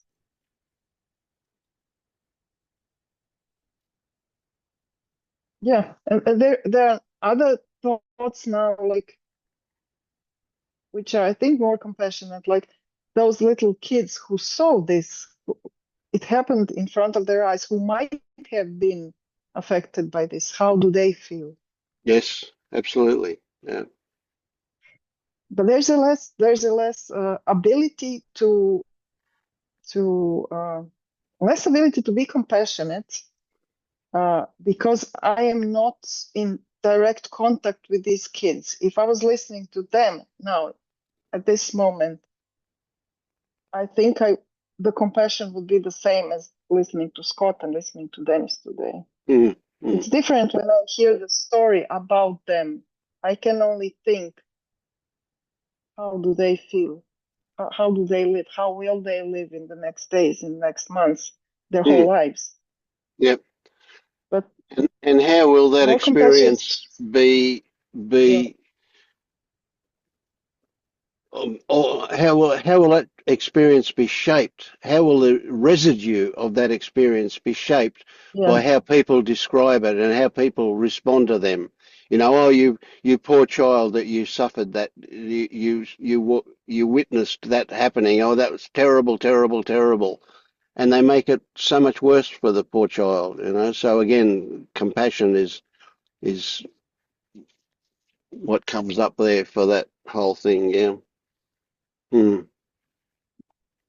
But yeah, a very interesting experience and really good. You know that you kind of that's what we would say taking it to the lab. You know, you when you went through it backwards the next day, you were able to see all of these things. That was excellent. Yeah, yeah. And the value of doing it like that is that you're a little bit more removed from the initial experience, and so you can see it clearer. Yeah, good one. It wasn't my intention to take it into the lab. It happened. It just happened. Yes, Really. yeah. Mm.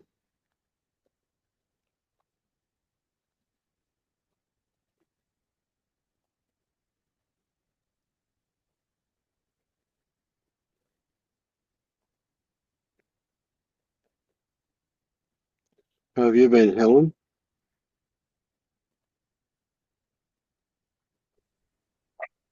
Uh, uh, uh, good and bad, really. Well, I should say that. Well, I found myself one night absolutely howling, laughing, quite hysterical, actually, at the whole episode of me and this other woman who's made my life a bit of misery. But the whole thing was suddenly so funny. I had a real episode like that when I was younger, when I was in my 20s, and I found myself howling at something, like something was a huge joke, like life was a joke, and life was really had something to laugh about, but weren't quite sure what it was laughing about. But this time, I sort of knew what I was laughing about. That episode, that whole scenario was somehow very, very funny. So I sort of relaxed into that. I thought, well, thank goodness, there's some sort of humour in there. But that's took a sort of a back step at the minute in terms of my health. It's not good news. It sounds like I've got cancer in both my kidneys, so I'm going into surgery on Tuesday, but there's something about this time that I'm not bothered to know. I usually I want to know all the details. I want the where's and the why fors and the this and the outcome of this and that. And this time, I don't want to know. Not from any sense of really don't want to know because I can't deal with it sort of sense. It's a Yeah, it's really not a denial. no, that's it. It's not a denial, Yeah, but there's it's a just no real need to know. Yeah.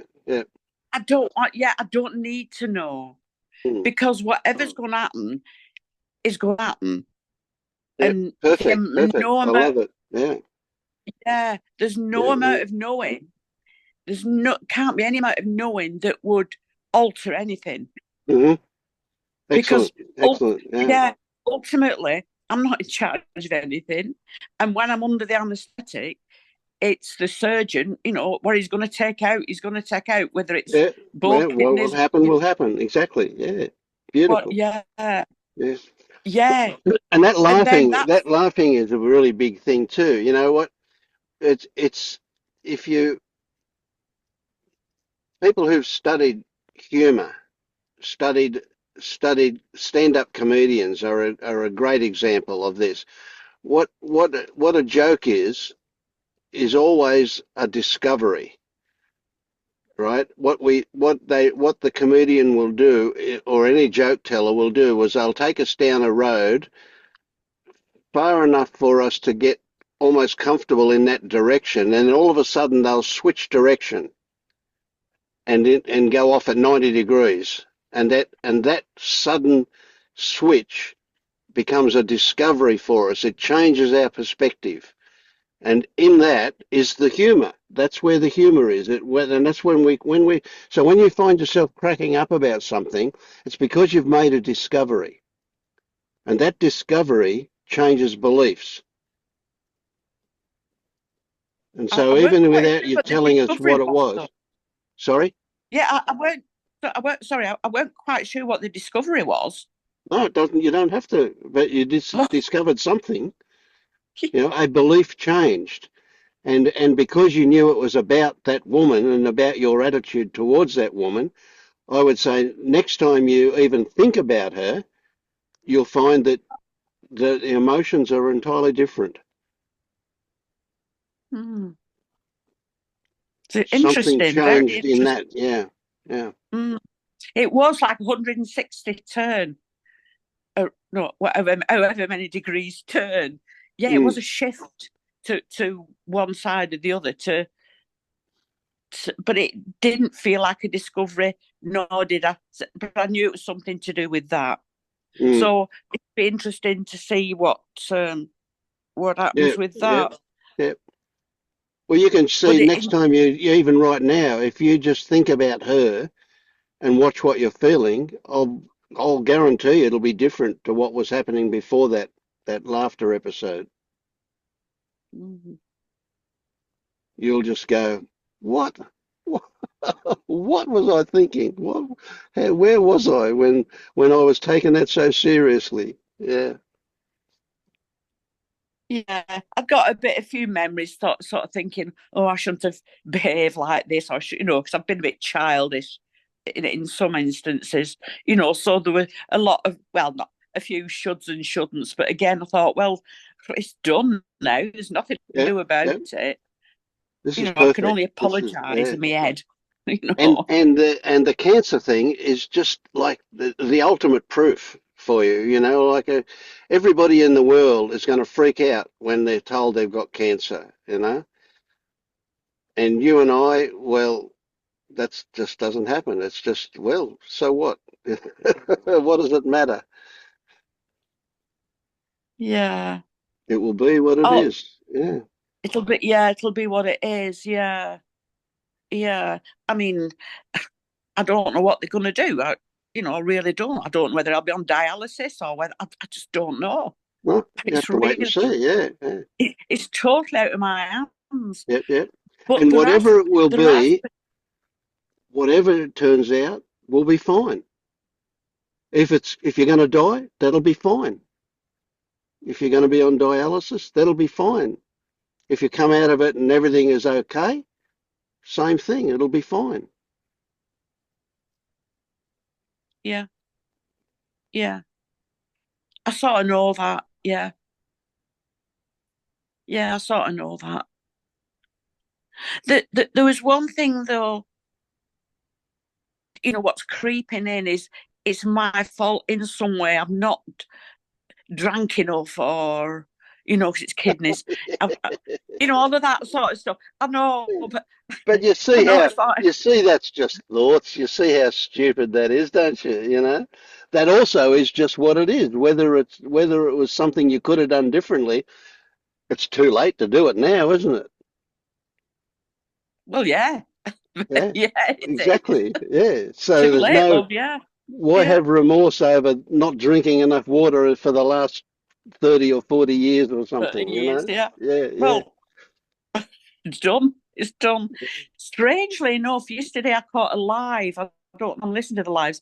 Pernille and Todd, her partner, Todd. and they mentioned, yeah, yeah.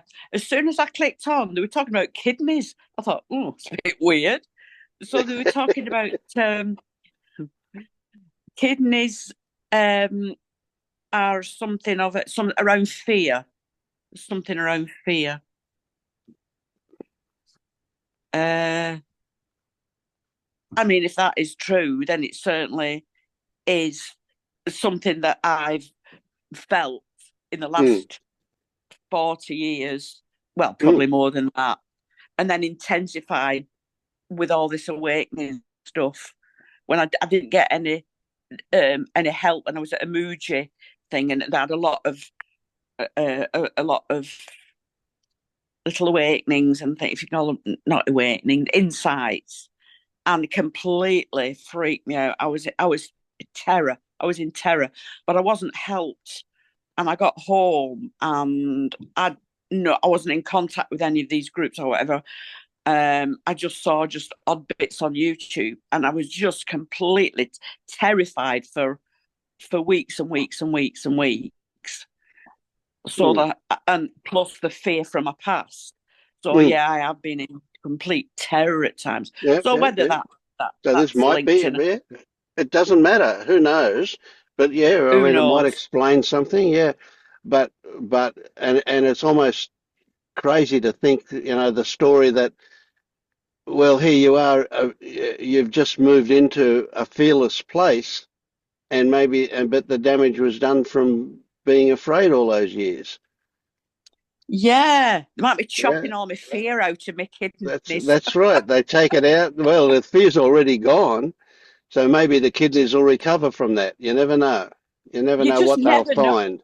That's right. Yeah, yeah, Absolutely, you just never know. yeah, It yeah, it yeah, might be. yeah. It just seems all just seems all coming into some sort of a. I don't know. It might not be anyway. I don't know. You don't know. That's right. You don't know. Yeah. So yeah, I've been having these radio frequency ablations of my esophagus for. I've now had four every 3 months for the last 12 months. I've had one of those. I had to have to travel and go to the hospital, and he sticks this thing down my esophagus and blows up this balloon, and then turns on the power, and it burns all of the cells in my esophagus because Mm. I've had Barrett's syndrome for years because of a hiatus hernia I had when I was really young, and and last time he did it, he said, "Well, I think we've got everything. It's all right. I've sent stuff away to pathology, but you're right. I'll see you in 6 months just to check that everything's okay." And then 3 weeks later, he rings up and says, "One of the pathology come back showing that you've got cancer uh, in this section of your esophagus. So instead of seeing you in 6 months, I'll see you in 8 weeks when the last thing has healed up and I can see what's going on." Um, and really interesting, not the slightest tinge of fear turned up. It was just like, well, it'll be okay or not. Who cares? I'm 77. I'm going to die. A lot of people have died before this age. If I'm going to die now or if I'm going to die in 5 years or 10 years, what the fuck? Doesn't matter. It's going to happen. It's going to happen. So really interesting, that there's just no fear, just like you. It is what it is, what it is. No worries at all. Not concerned. Doesn't matter whether it's good news or bad news. Same thing. Mm. I could walk out and get run over by a bus tomorrow. So who knows? Yeah. So I applaud your lack of response to that. No fear. I love it. Thank you. Yeah, I can't believe it actually. It's like it's very strange. I thought something's gotta come. Come on, I've got to start blaming myself, come on. But no, Yeah, there's yeah, yeah. nothing The yet. old habits want to come back in, of course, and then you go, Yeah, "What? How stupid are they?" Yeah, yeah. yeah, And yeah. and then blaming the fact that I've not had any uh, tests these last sort of 6 years to see if it's come back.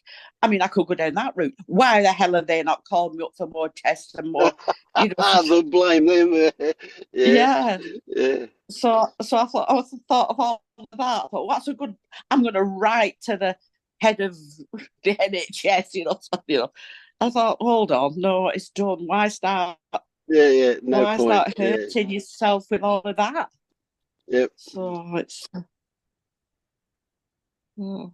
Well, it's probably the same Yeah, thing as what Maya was saying about the hospital there. It's just there's not enough funds, so they don't do those things that they could do. It's much more important that they have more police and more military than they fix the health system.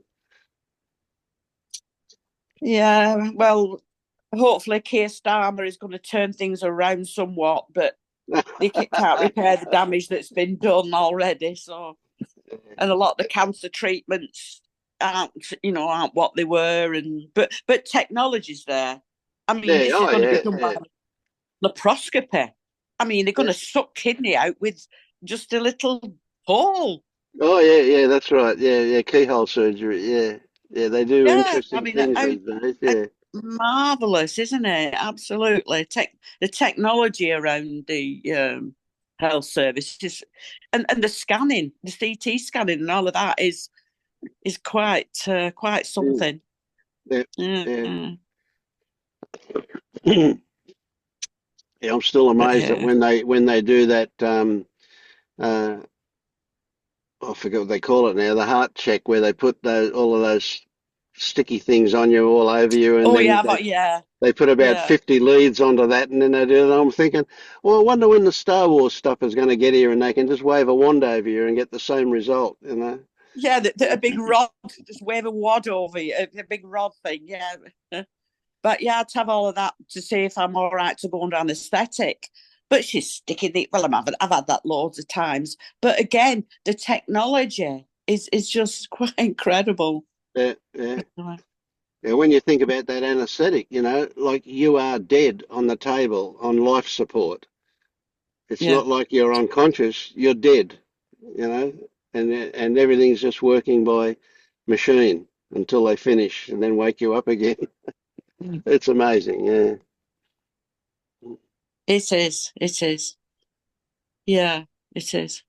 We're lucky. We're so lucky. As bad as things are so great. They're really good. Aren't we so lucky? Aren't we? To Mm. have that technology.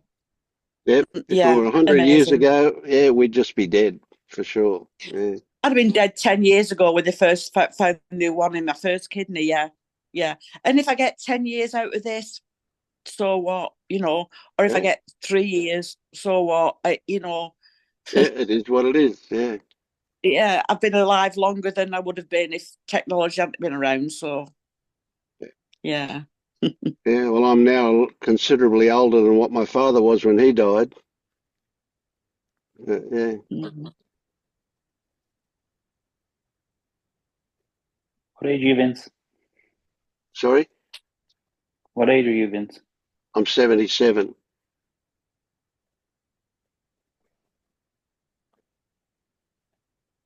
I have a situation with reactions. I think I'd rather turn the recording off so far. Sure.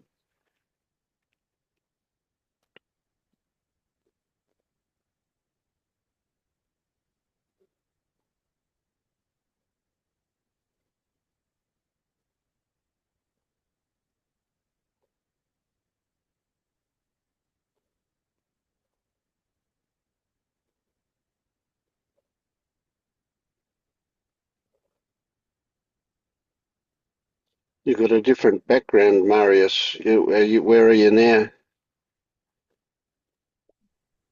I'm still in Thailand. Okay. Yeah, just a different room. Right. What time is it there now? Um, 7:15 AM or PM? PM. p.m. Yep.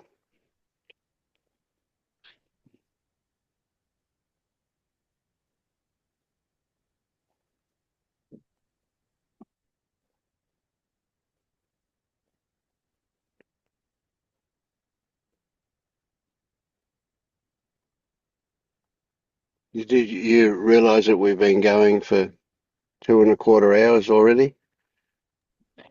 Yeah, I Yeah, yeah, I no had problems, eh? Yeah. yeah, I know. I had an intention to be here since the start, but life had other plans. Mm, does that, doesn't it? Yeah. Yeah. Mhm.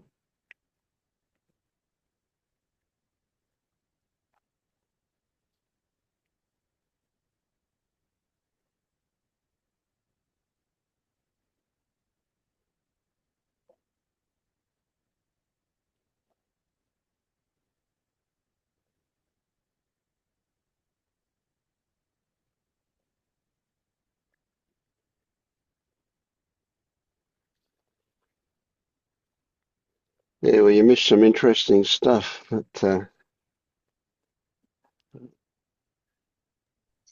Not recorded. yeah, some not, but most of it is. Yeah, a Yeah. lot of it is. But yeah, you'll get that on the recording. But yeah, we've worked through everybody, I guess. including myself tonight. Yeah. Okay. So is Dennis awake yet? Dennis has been awake, yeah. He just looks like Yeah. he's asleep. No, yeah, oh, awake that way, awake. No, he's given up. He's hopeless. He's never going to wake up. Yeah, Oh, okay. he's missed the boat. He's gonna have to live with it for the rest of his life. Yeah, There is no boat. yeah, right. Yeah, and that was a very wise thing to say. Yeah, yeah.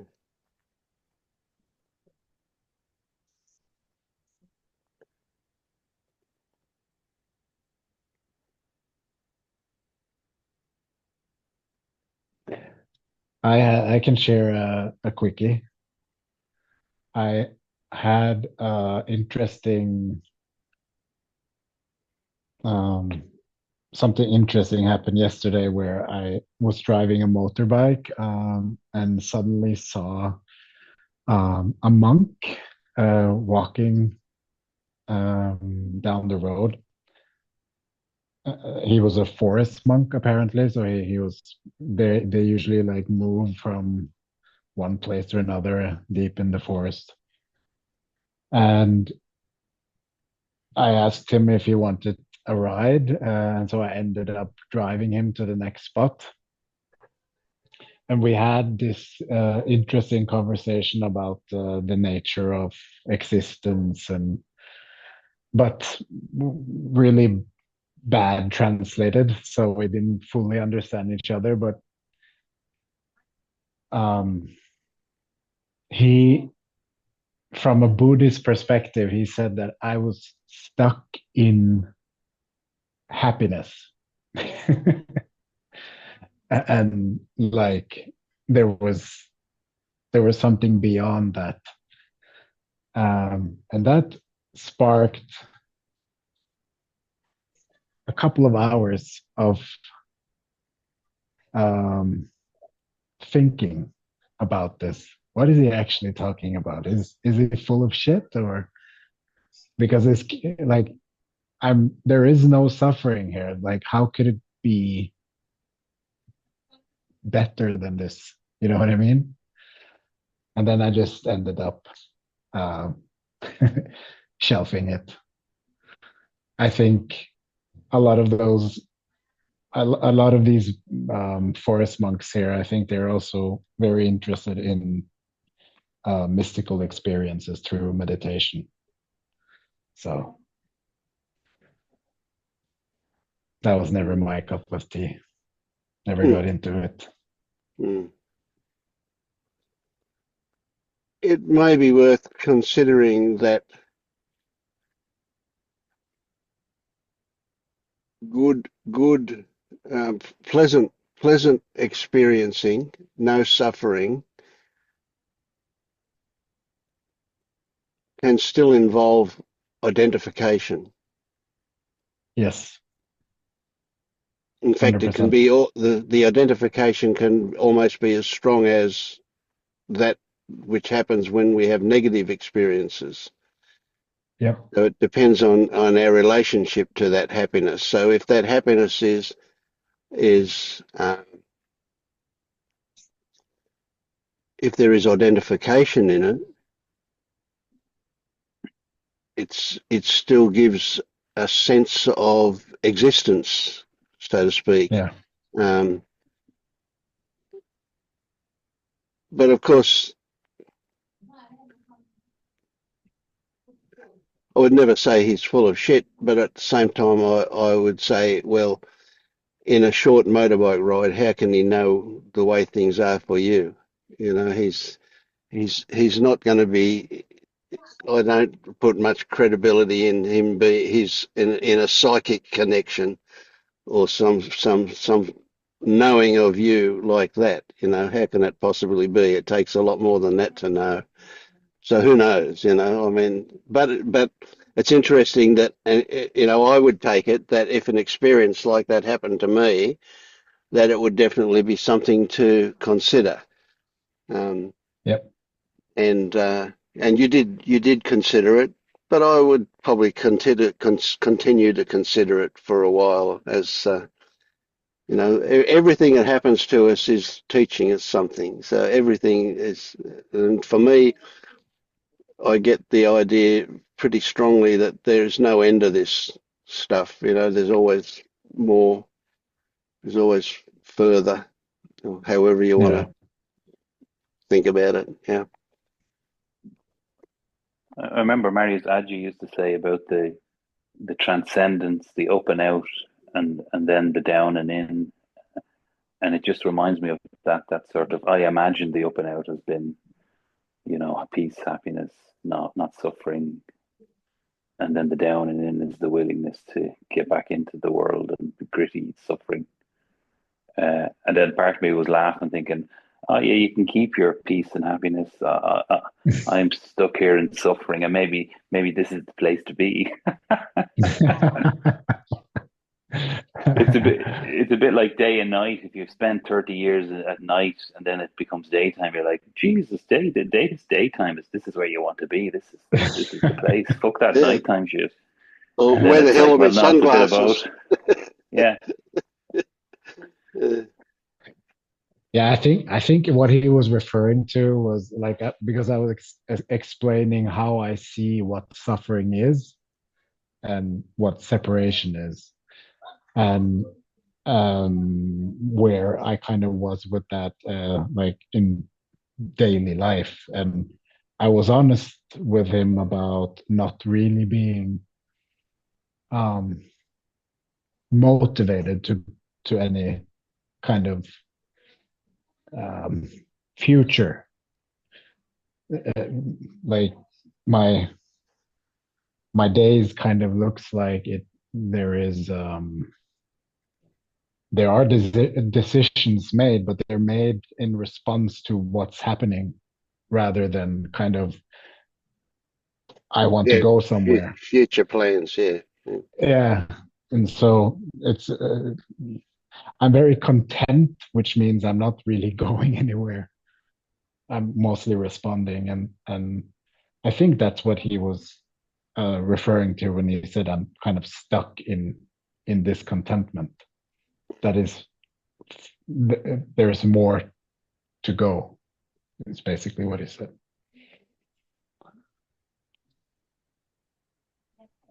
And I'm open But for that.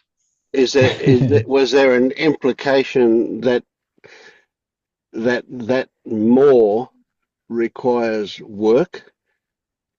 Well, he really was trying to sell me on Vipassana because that's their spiel. So he said meditation, meditation, meditation.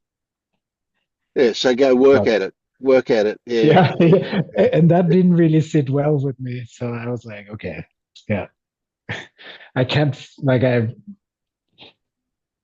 even before when I was a seeker, I couldn't, obviously, I couldn't do it. I couldn't Yeah. meditate. Yeah.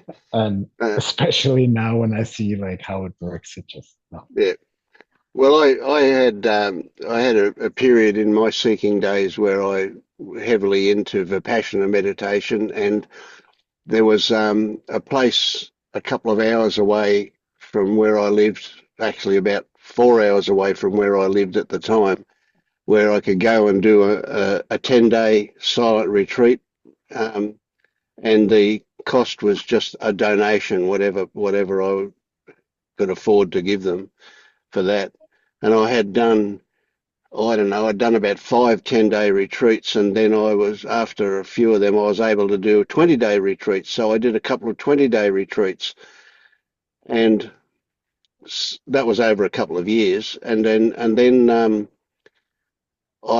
there was one bloke who I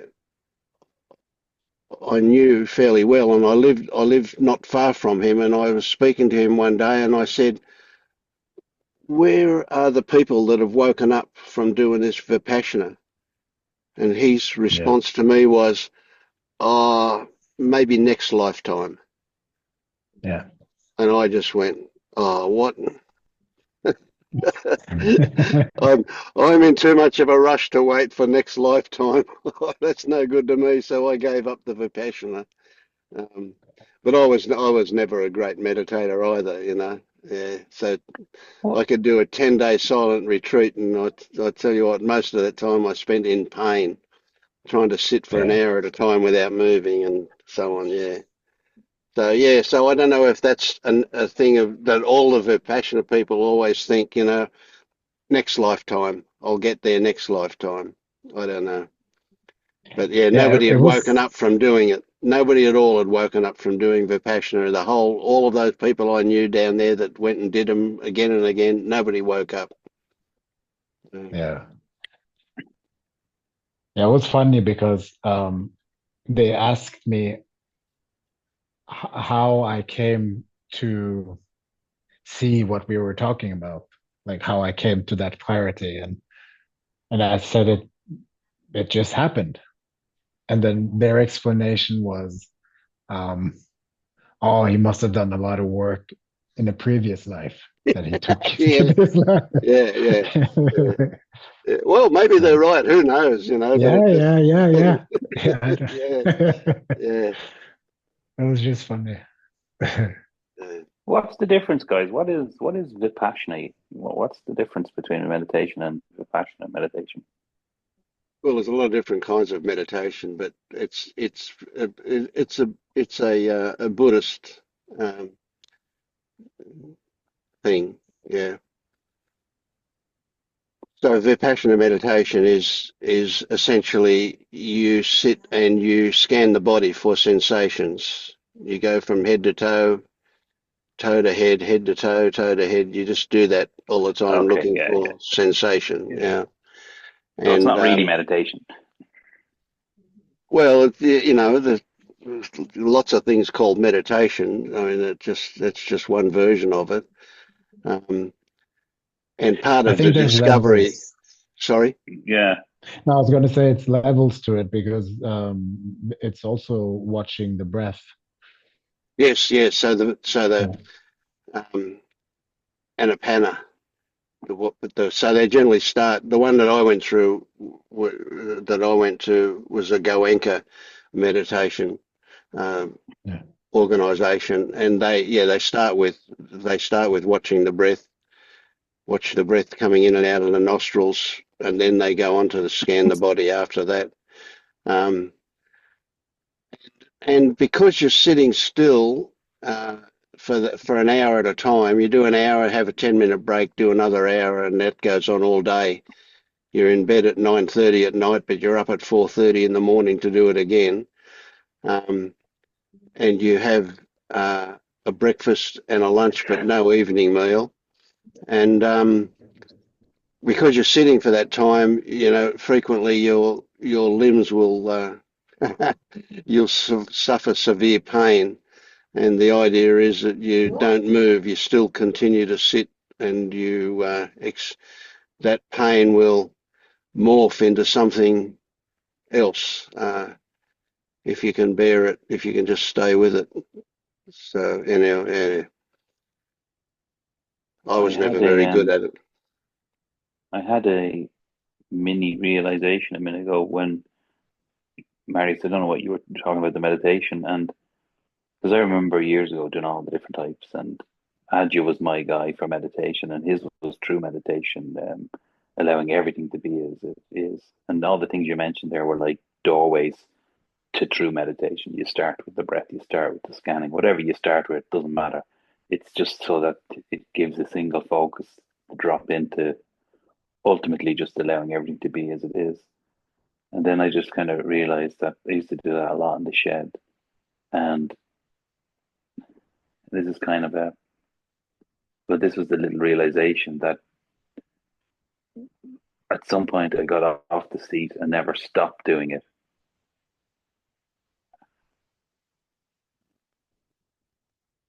And so every moment's been a moment of meditation. And then the story kicks in as to, and that's why to be really present is to be able to suffer.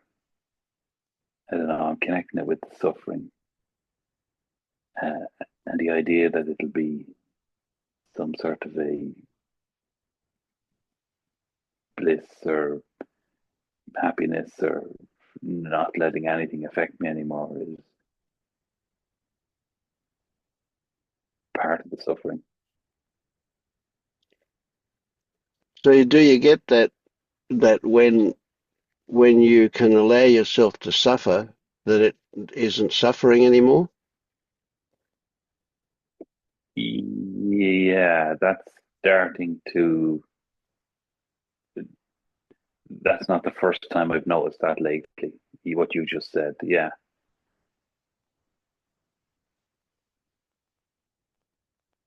There's a difference between pain and suffering. Oh yeah. Oh yeah, and yeah, totally get that.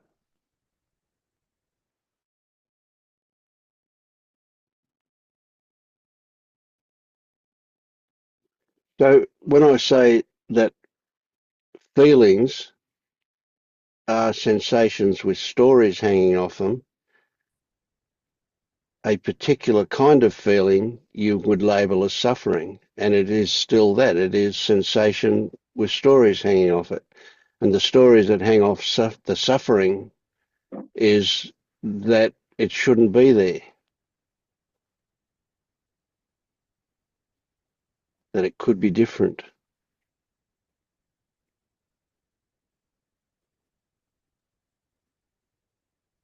And a seeking for something different. Hmm. Yeah, a resolution or a movement away from, or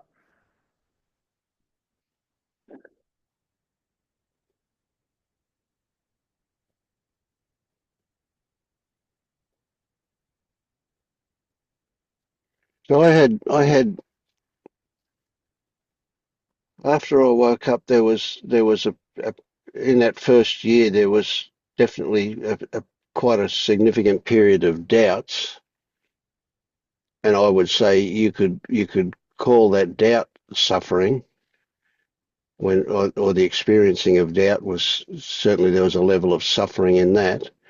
But after that, there was no suffering and even when I got triggered into intense anger, which happened from time to time, there was the realization that, well, that's just happened, and there was no suffering involved, even though you might describe the anger itself as suffering, but there was no resistance to it. It would explode out, it would happen, and it would be gone, and there would be no suffering. And it wasn't until So, I came across the fetters that I found myself seeking again, thinking, there's something there that I'm still reactive. I've got to work on that reactivity. And so I was back to suffering because I was seeking again. And that happened for a couple of weeks until I realized that I was seeking again and went, no, okay, so even though there's still something that could be worked on, there doesn't need to be any suffering about that. And from what I related earlier tonight was about an incident where I lost it and I got really angry. Again, there was no suffering. It could be described as suffering, but I didn't experience what I would call suffering. I experienced anger, and then it was gone. But it tells me that there's more to see. That reactivity is still there. There's something to work on, but there's no suffering involved with it. So in a sense, I relate to what you say, Marius, about that being in that. I wouldn't quite describe it as being always happiness, but certainly contentment is there. Um, but I don't see it as the end. I don't see it as an accomplishment. There's always more, and because there's reactivity, there's obviously more to work on. But it'll happen when it happens. It'll happen of its own accord. It doesn't. I don't have to work. I don't have to put effort into doing anything about it. It will happen what will happen.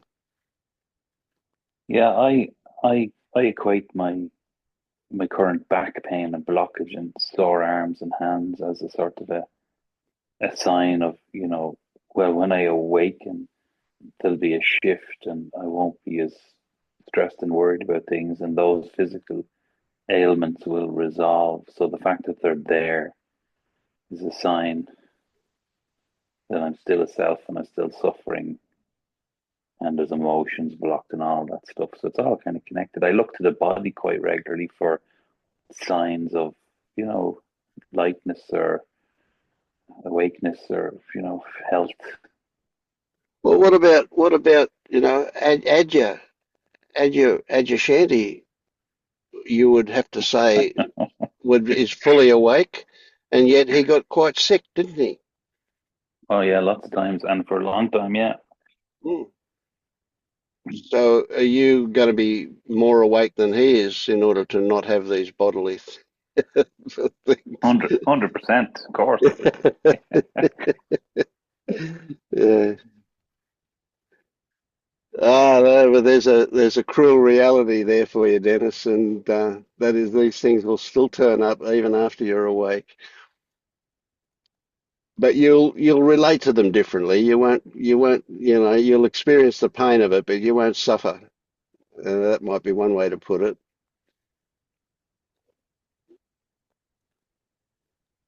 Yeah. And they may in fact be they'll change as well, simply because you'll be not just trying to fix them, you'll be seeing them as useful indicators of stuff. Yeah, I must be actually doing that right now because like I just had the thought like what's stopping you from going for a massage and getting your back worked on? Like there's nothing stopping you getting a bit of help, but I seem to be just with it all the time. Yeah, and it's quite a legitimate thing to consider that, when we have these things, they are useful, and so consequently we want to keep them. It sounds crazy to say, why would we want to keep a back pain? But part of us might believe that without that back pain, we're going to be in a worse situation.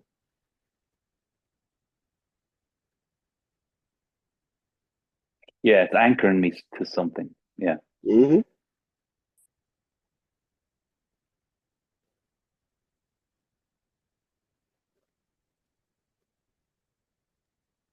Also, just want to point out, because I used to do that all the time, is that finding meaning in, for example, as your example is now, like this must mean some blockages, like what you're feeling in your body. That is a story. Might be right, but it might also Might be not be wrong. right. And that is making you kind of stuck in that narrative, right? So just look at our tendency to want to assign meaning to things is a big, I found a big help. Like, can you let things be meaningless?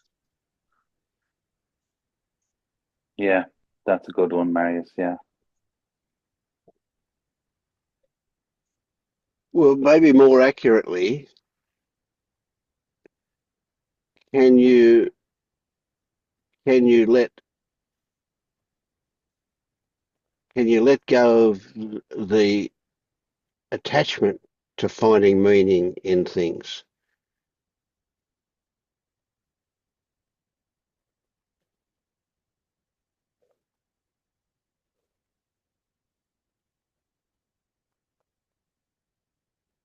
I mean, it's very much a thing that the mind wants to do, is always to explain and describe and have meaning in things and whatever. Yeah, that feels very global, Vince, what you said. Like it took me out of the back and the pain into, Your relationship to it. Yeah. well, meaning to anything, to everything, to life, to every like it that that that that that required a bigger surrender.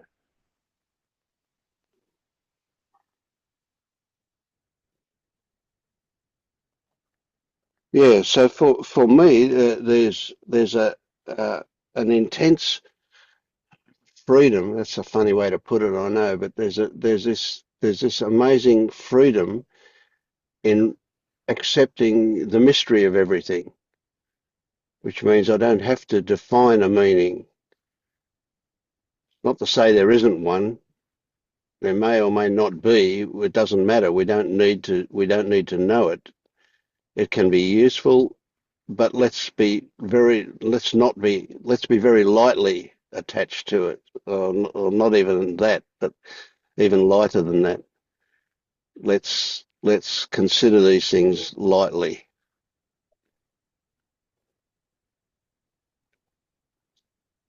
Obviously, any meaning we put to it is one we make up, and sometimes they'll be right or accurate, and sometimes not. Sometimes anywhere in between the two, totally accurate or totally inaccurate. But even an inaccurate meaning could be useful. But if our relationship with it is that it doesn't have to be that way, it may or may not be right, that's okay. We hold it very lightly. But for lots of things, most things in fact, I just go, that's a mystery. I don't need to know.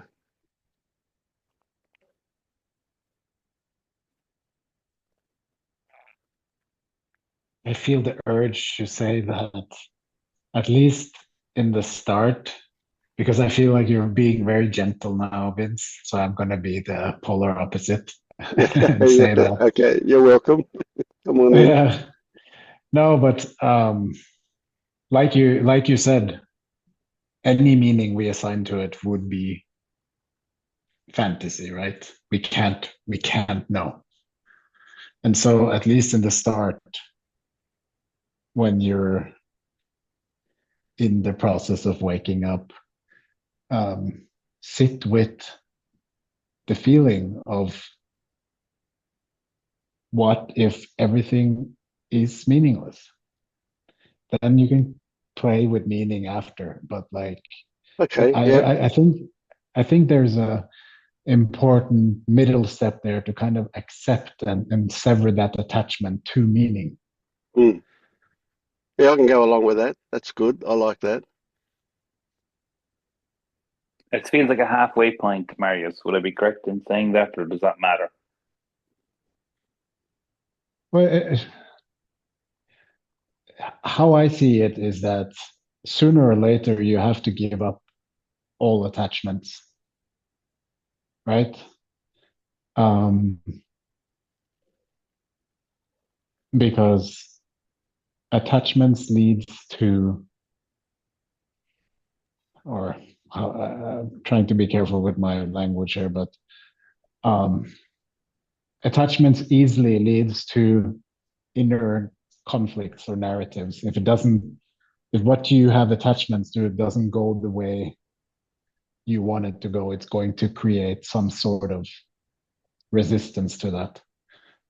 So how I see it is that all attachments needs to be broken at some point, and I think this attachment to meaning, which, because any meaning is fantasy, like you may assign meaning later as you kind of see through the illusion, and then you want to play in the world, then meaning is fine. But I think it's an important step to kind of sit with that.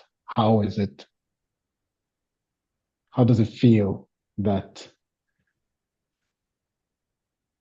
nothing really has inherent meaning except the fantasy that you assign it to it? Yeah, I'll sit with that. I can already sense it feels freeing. But yeah. And just to kind of not drop that bombshell, and then I think it's also like Vince was talking about, at the end of that, it can feel a bit heavy in the start, but the end of it leads to an enormous amount of freedom, in my experience, because you'll eventually see that the meaning we assign to it actually limits the experience. You're putting a limitation on the experience. Yeah. I like it.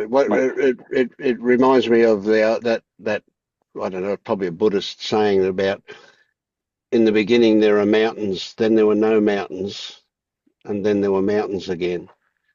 Yeah. Okay, so saying that all meaning is meaningless, it's all a joke, there's no such thing as actual meaning, is the no mountains part.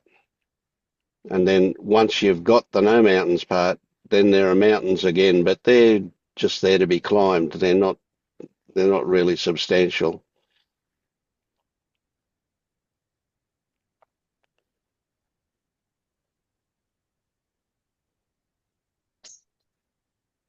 So it's the relationship. It's not about meaning itself.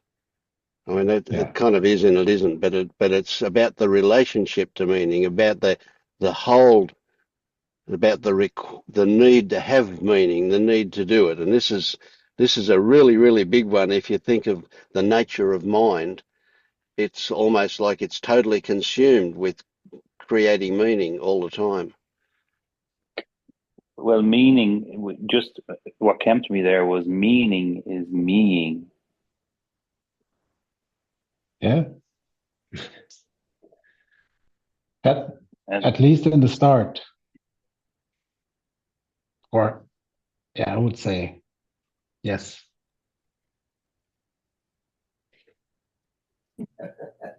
Meaning is meaning. It seems to me that, like, looking for meaning and trying to make these conclusions is an extension of wanting to control. Does that make sense? Yes. Yeah, absolutely.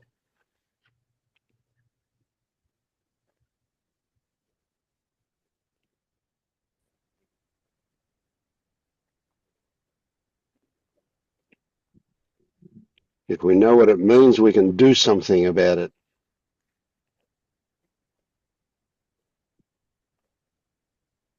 We are grasping for meanings everywhere. Mm.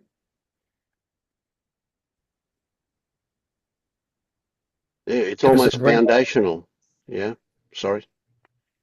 Sorry. Does the brain ever stop doing that? I wonder. Do we just stop identifying with it, and watch it, or does it trail off? I wonder if it might trail off.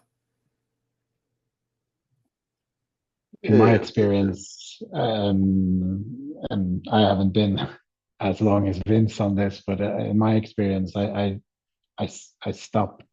I don't. There's no interest in finding meaning anywhere, but I can see that, or I'm open to that in the future. I'll assign meaning to stuff just because I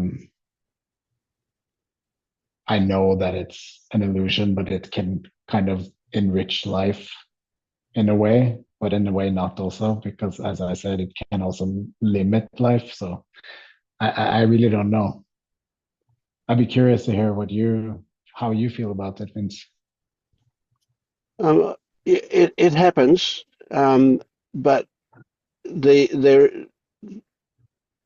so one of the things I used to do years ago was I discovered that I was telling myself a story, and so I would intentionally append to the end of it, or not. You know, this is going to happen or not. You know, so what it did was it took away the absolute certainty of it and turned it into a possibility or not. right? And it's like that with meaning, you know, so stories of meaning might occur, but they're held so lightly that it's irrelevant whether or not they turn out to be the case or not. Yeah. I think it depends on the level, because there are meanings, you know, like there is a red light in the traffic. This means I have to stop. That's You just what you can't. say. That's just what you say. But what happens is a red light occurs and stopping occurs. Mm. Uh, do you have a For narrative me, about it? Yeah. there were situations where I saw red light, but I didn't stop. That And it means you'll was get a ticket if you just, get caught. and you Or know, not. and crossing the street in the middle of the street. Oh fuck! What am I doing? Yeah. Stopping or not? Mm. Um, I've heard a story even that in process of awakenings, there was a woman that it just turned off for her. She saw red light, but her brain couldn't connect it to the meaning. So it was a bit dangerous.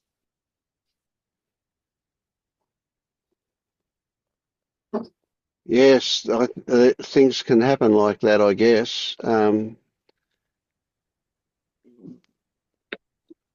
You hear stories about things like that. You know, he's one of the common stories is when people working through the fetters, when they get to the sixth fetter, that often they'll start seeing the world in two dimensions rather than three dimensions. There's no depth to it. But the ones that people that I've never experienced that, but people that I know who have will also say that um, fairly quickly they'll be able to turn it off. You know, they're not stuck in that. They can do both. And so it's just usually it's just a temporary experience that they have. So I can imagine where they could um, not it doesn't register that it's a red light and that they need to stop. But I suspect that would change fairly quickly. It's not something I've experienced.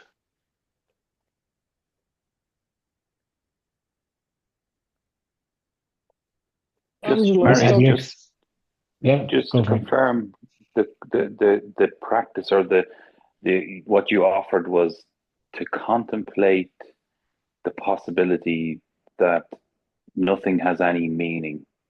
Was that it? Yeah, just look at um, that example that you just gave. Like, how can you know that what you feel in your body is connected to your awakening or not? It's only Yeah, a story in your mind. And we do that all the time in our lives. yeah. Because I was We make, applying it while we were talking or while I was listening there to lots of different things, and it's when it comes to certain things like the body and like that the pain that yeah maybe that story that's a blockage from emotions I can't feel, and it's just that story that's keeping it Yes, there. That meaning isn't there. It's just there's a freedom in that. Then it feels more free uh, and lighter.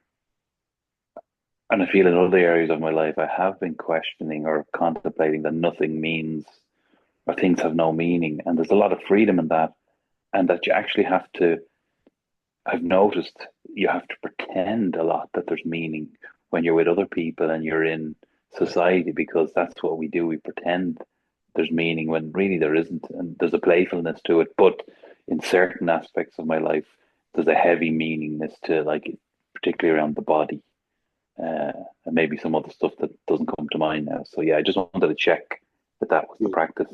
Well, That's helpful. I would suggest that you could modify that a little bit. Instead of saying that there is no meaning, nothing actually means anything, I would change it into what actually happens, and that is to say that all meaning is constructed, all meaning is made up. We give things meaning intellectually, and then we respond to that. So if you come at it from that direction, you could say that you've given your back pain meaning, and that you respond to the meaning that you've given it, and that's what keeps the back pain there.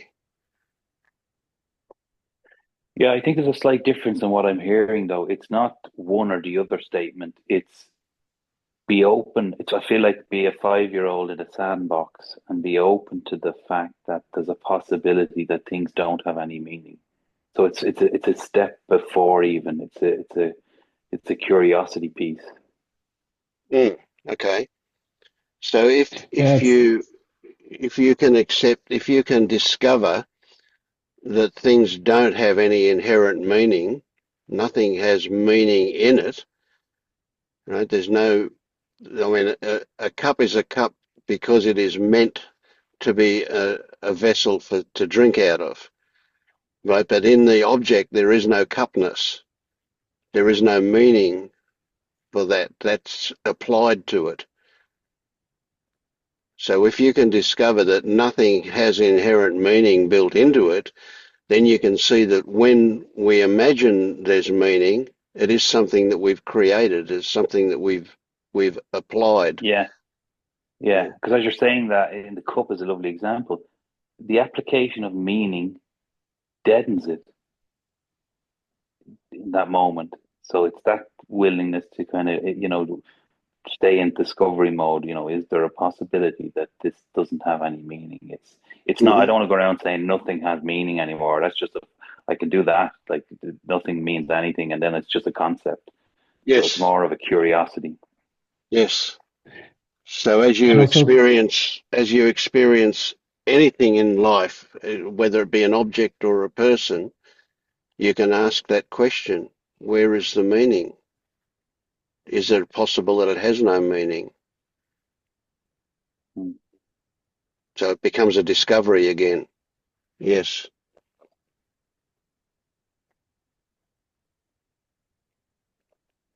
and also just maybe consider that. I think based on what I've heard you talked about before, Dennis, that you kind of intellectually grasp that reality is not in thoughts, it's outside of thoughts, right? And so how can how can meaning be real if thoughts are not, or if thoughts are veiled to reality? Uh, how can you assign meaning to something? How does that make sense?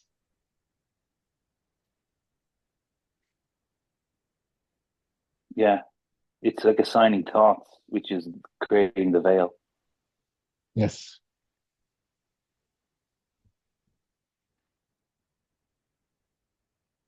Yeah, so is there any intelligence in a thought? Can a thought think?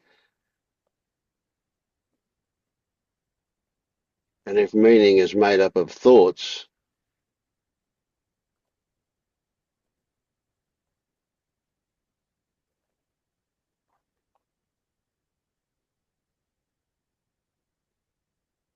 Yeah, we're back to believe in your thoughts, but I think the contemplation, it just comes at it from a different angle that could just maybe will work through something that's not seen. hmm, So yeah, I like that you're excited about that. That says that there's juice there for you. Stay with that one. Good one. Yeah. I was just, I won't say I was thinking, but it was like, does what the guys are saying even mean anything? Well, of course not.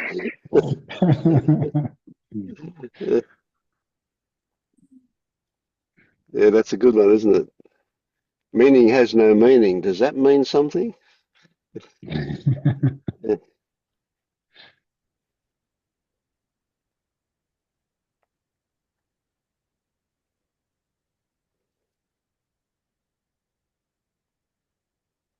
How have you been, Oh, Phoebe? I Go, was just Dave. going to say that, and I'll finish after this, there'll be plenty of opportunity over Christmas to contemplate meaning. Yeah. Yeah. So I'm doing great. I mean, I'm doing great, and I'm struggling with listening to my thoughts and selfing, but something settled in me these last 4 months that that has shifted the relationship between me and my artwork has shifted, and it's just amazing. So work's flowing in, and I'm turning it around, and I'm loving it, and I'm gonna start getting back into oil painting, which I haven't done in 50 years, and that's exciting. And my relationship with John is just deepening, and it's just amazing. It's yeah. Good to And hear.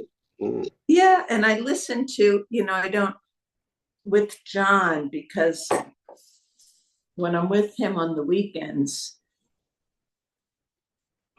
our routine just is such that making the meetings doesn't really work for me.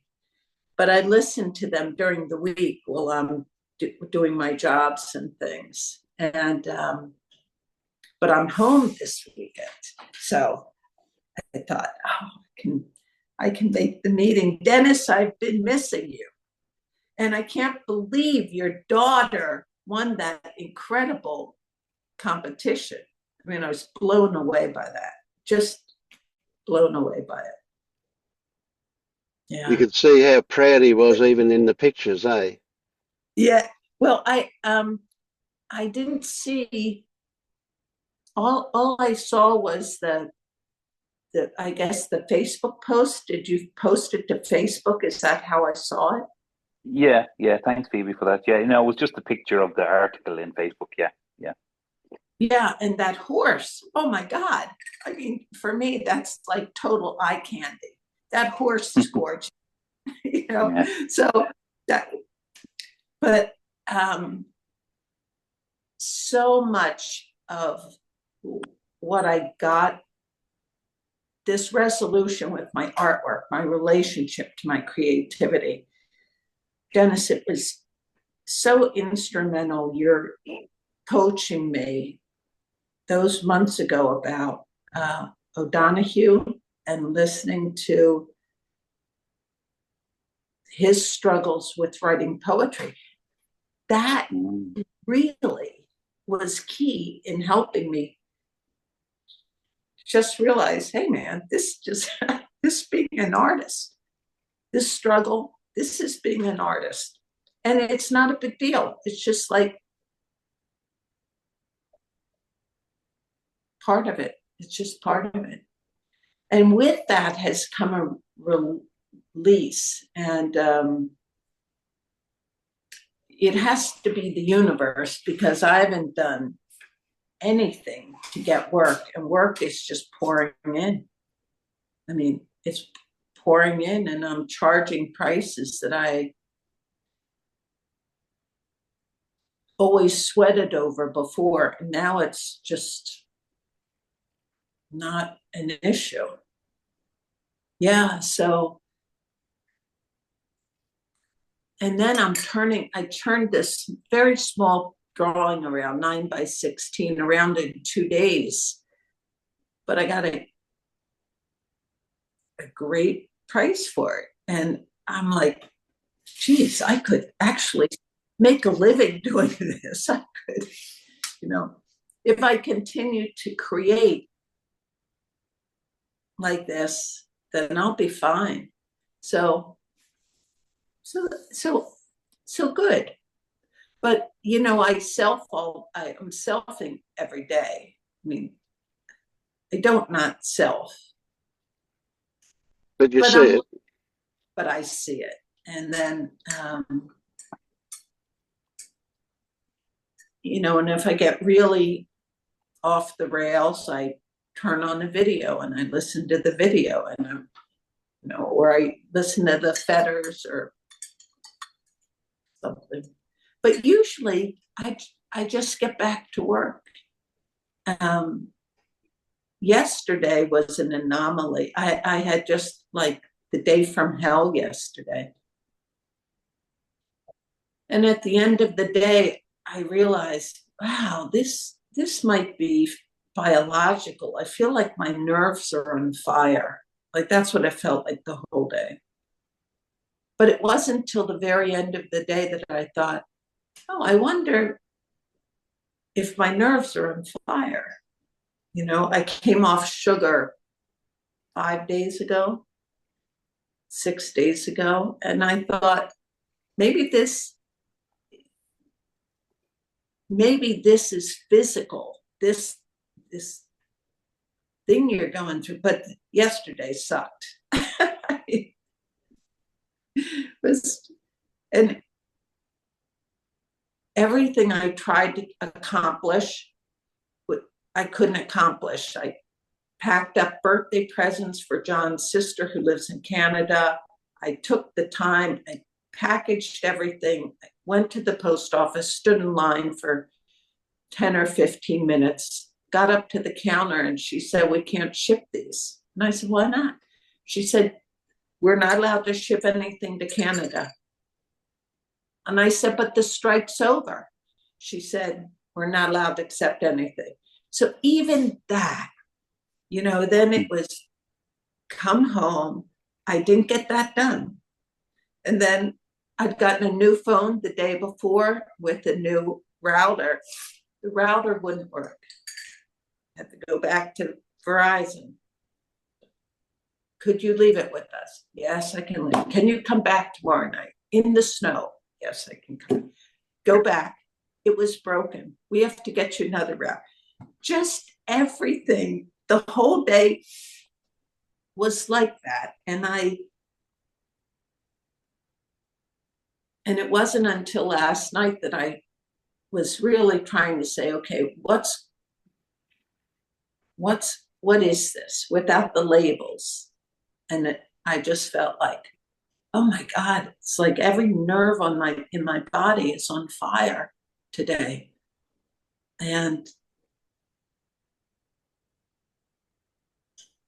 so I took a gummy and went to bed.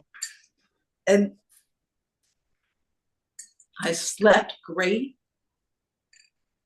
And I woke up this morning and I was so excited because I could make this meeting. So, but life is good. There's such a shift from 6 months ago to 9 months ago, because we're in December now. So sometime in the spring to now is a big difference. Big difference. There's no doing. Although yesterday was a day of trying to do all day and nothing. I accomplished nothing. Although I do have a router now that works. I got that at 8 o'clock last night. So that's a plus. So anyway, just good. Right. Yeah. Yeah. Good stories. Yeah, I love that. And you're not saying it, but I'm getting that even yesterday, even when you have a shit day, it's okay. Yeah, yeah. Well, it wasn't yesterday. That's what made it the shit day, was I just couldn't. Yeah, there was some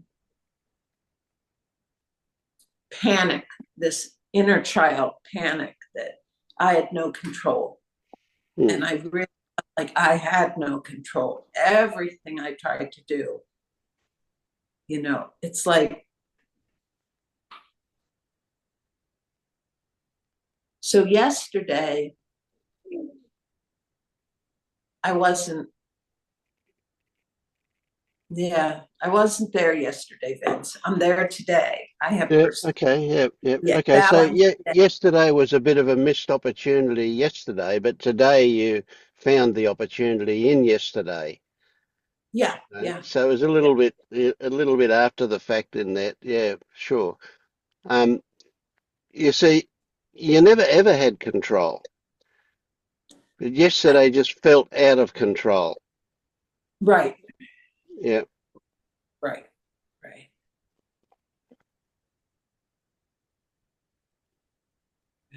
So you can look forward to the next time things get like yesterday in order to see if they're different, and they will be. And so what you were able to apply to yesterday today, next time you'll very likely be able to apply it as it's happening Right, in the moment. in the moment. Yes. And so instead of being totally consumed by what's happening, there'll be part of you that will be able to watch what's happening as well as experience it. And you'll experience it as the shit that it is. But the part of you that's watching will go, oh, there's opportunity in this. Right. So this is a journey of constant discovery. It never ends, I think. Well, it hasn't ended for me, so I suspect it's just will keep on going, always discovering new stuff. Yeah.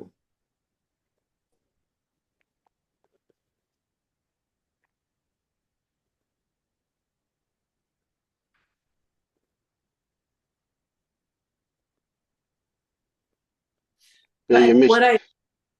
pardon me? There you go.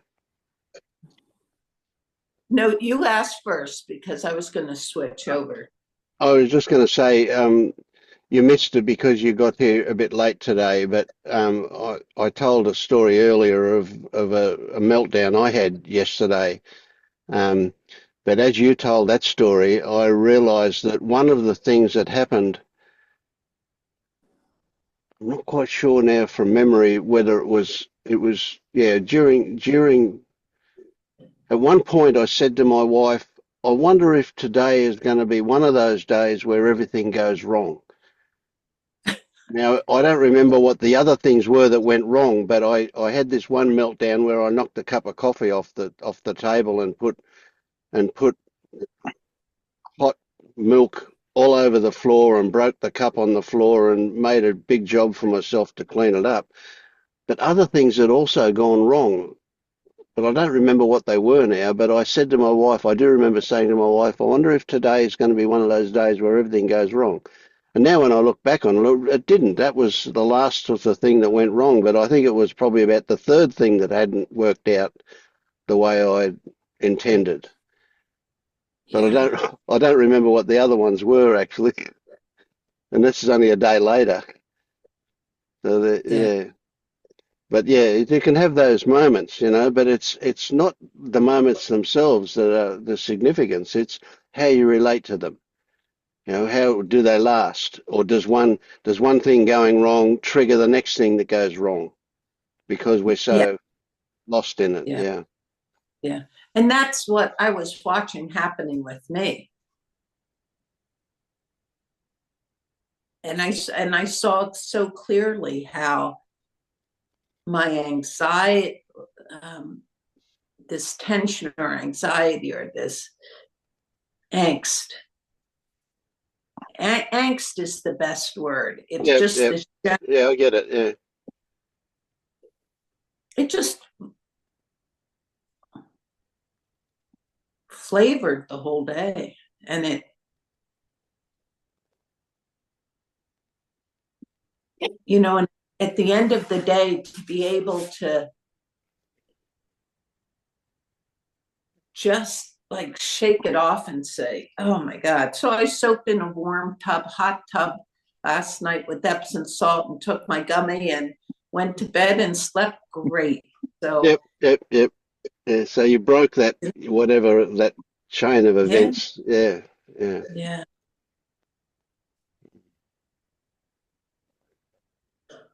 Denis, I miss you so much, man. I'm just wondering what these gummies are. The gummies? Oh, they're so when I was in high school and college, I tried marijuana, probably a half a dozen times, maybe a dozen times, but I doubt it. And I hated it, hated grass. Fast forward how many years, and my partner got a medical marijuana card because he's got really severe neuropathy in his feet. So we started, and I wasn't sleeping well. So he got me sleep gummies, and he got himself pain gummies. But they're THC and CBD, and nice, yeah. I will say they have turned our sex life around. I mean, this is like unbelievable. But which is why when I usually take them, I just take them when I'm with him. But last night I was like, when I realized, oh honey, your nerves are just on fire. Take a gummy. So I took one, and it just helped me sleep, man. So that's very good. Yeah. And it broke that cycle of whatever yesterday was, which it could have been physical. It could have been my body going into sugar withdrawal. Very likely, but who knows? Yeah, that's right. Yeah. And I think gummies would probably be illegal in Ireland. They certainly are in Australia. Yeah, doesn't mean you can't get them. And it's such a shame because, yeah. But Phoebe, it's great to hear about your art. I mean, when you started to show us your art, I was blown away. So, like, it's no surprise that once you saw it for yourself, that the work will come and keep coming. And yeah, I remember a guy talking about being asked to do a talk, and he didn't know what to charge, and he was like, Whoop, we lost him. Oh, we lost him. Yeah. We'll give him a moment. He might come back, but it's almost midnight here, so I'm going to go in a second. Okay. Well, I might be able to make next Saturday's meetings. Yep. All right. And then I don't know about your Sunday. I'm here on my Monday morning, but it'll be your Sunday as well. Tomorrow is our family Christmas party. So okay. Yeah. So I won't be here tomorrow. Yeah. Oh. Yeah. But so you're welcome to come and go whenever you like, of course. But you were quite late tonight. You turned up a couple of hours after we'd started. So when did you start at? Well, tell me what time start? It's 9 p.m. my time. But tell me where you are, and I'll tell you what time it is for you. I'm on the East Coast in the U.S. So do you start So at 7 or at 6? your New York time. Yeah. Okay, so tonight, let's see. Tonight, because we're after midnight, I have to go back a day to the 21st. And for my 9 p.m. New York time is it's 5 a.m. for you when I started tonight. 5 a.m. Yeah, Wow. Oh my God. yeah. I'm not sure I'll make 5 a.m. But I Yeah, could do. no. Well, you come whenever you like. I mean, that's no worries. I just didn't know whether you just didn't know the time or I didn't whatever. know. I didn't realize it was 5 a.m. But never say never. I might, but I think 6 a.m. is probably more realistic for me. Yeah. Well, that's all right. I mean, we're generally here for like 3 hours, 3.5 hours tonight. So even 6 a.m. you'd get a couple of hours. Yeah. Okay. Yeah. Good to see you though, even if it Also, is. Yeah. All yeah. right. Well, looks like Denis hasn't come back, so we'll just we'll get him next time. I think. Okay. All Yeah.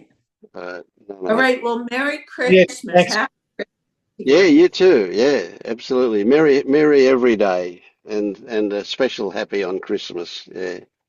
Every day I like that. Mary every day. Yeah.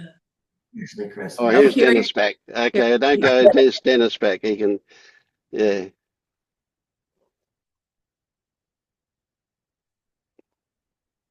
Well, here's his name back anyway.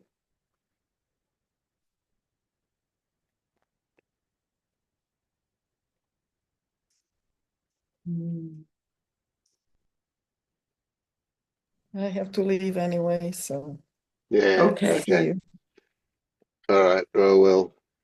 Yes. Denis, I don't know if you can hear me, but happy Christmas, Merry Christmas to you and your family. I think we're signing off.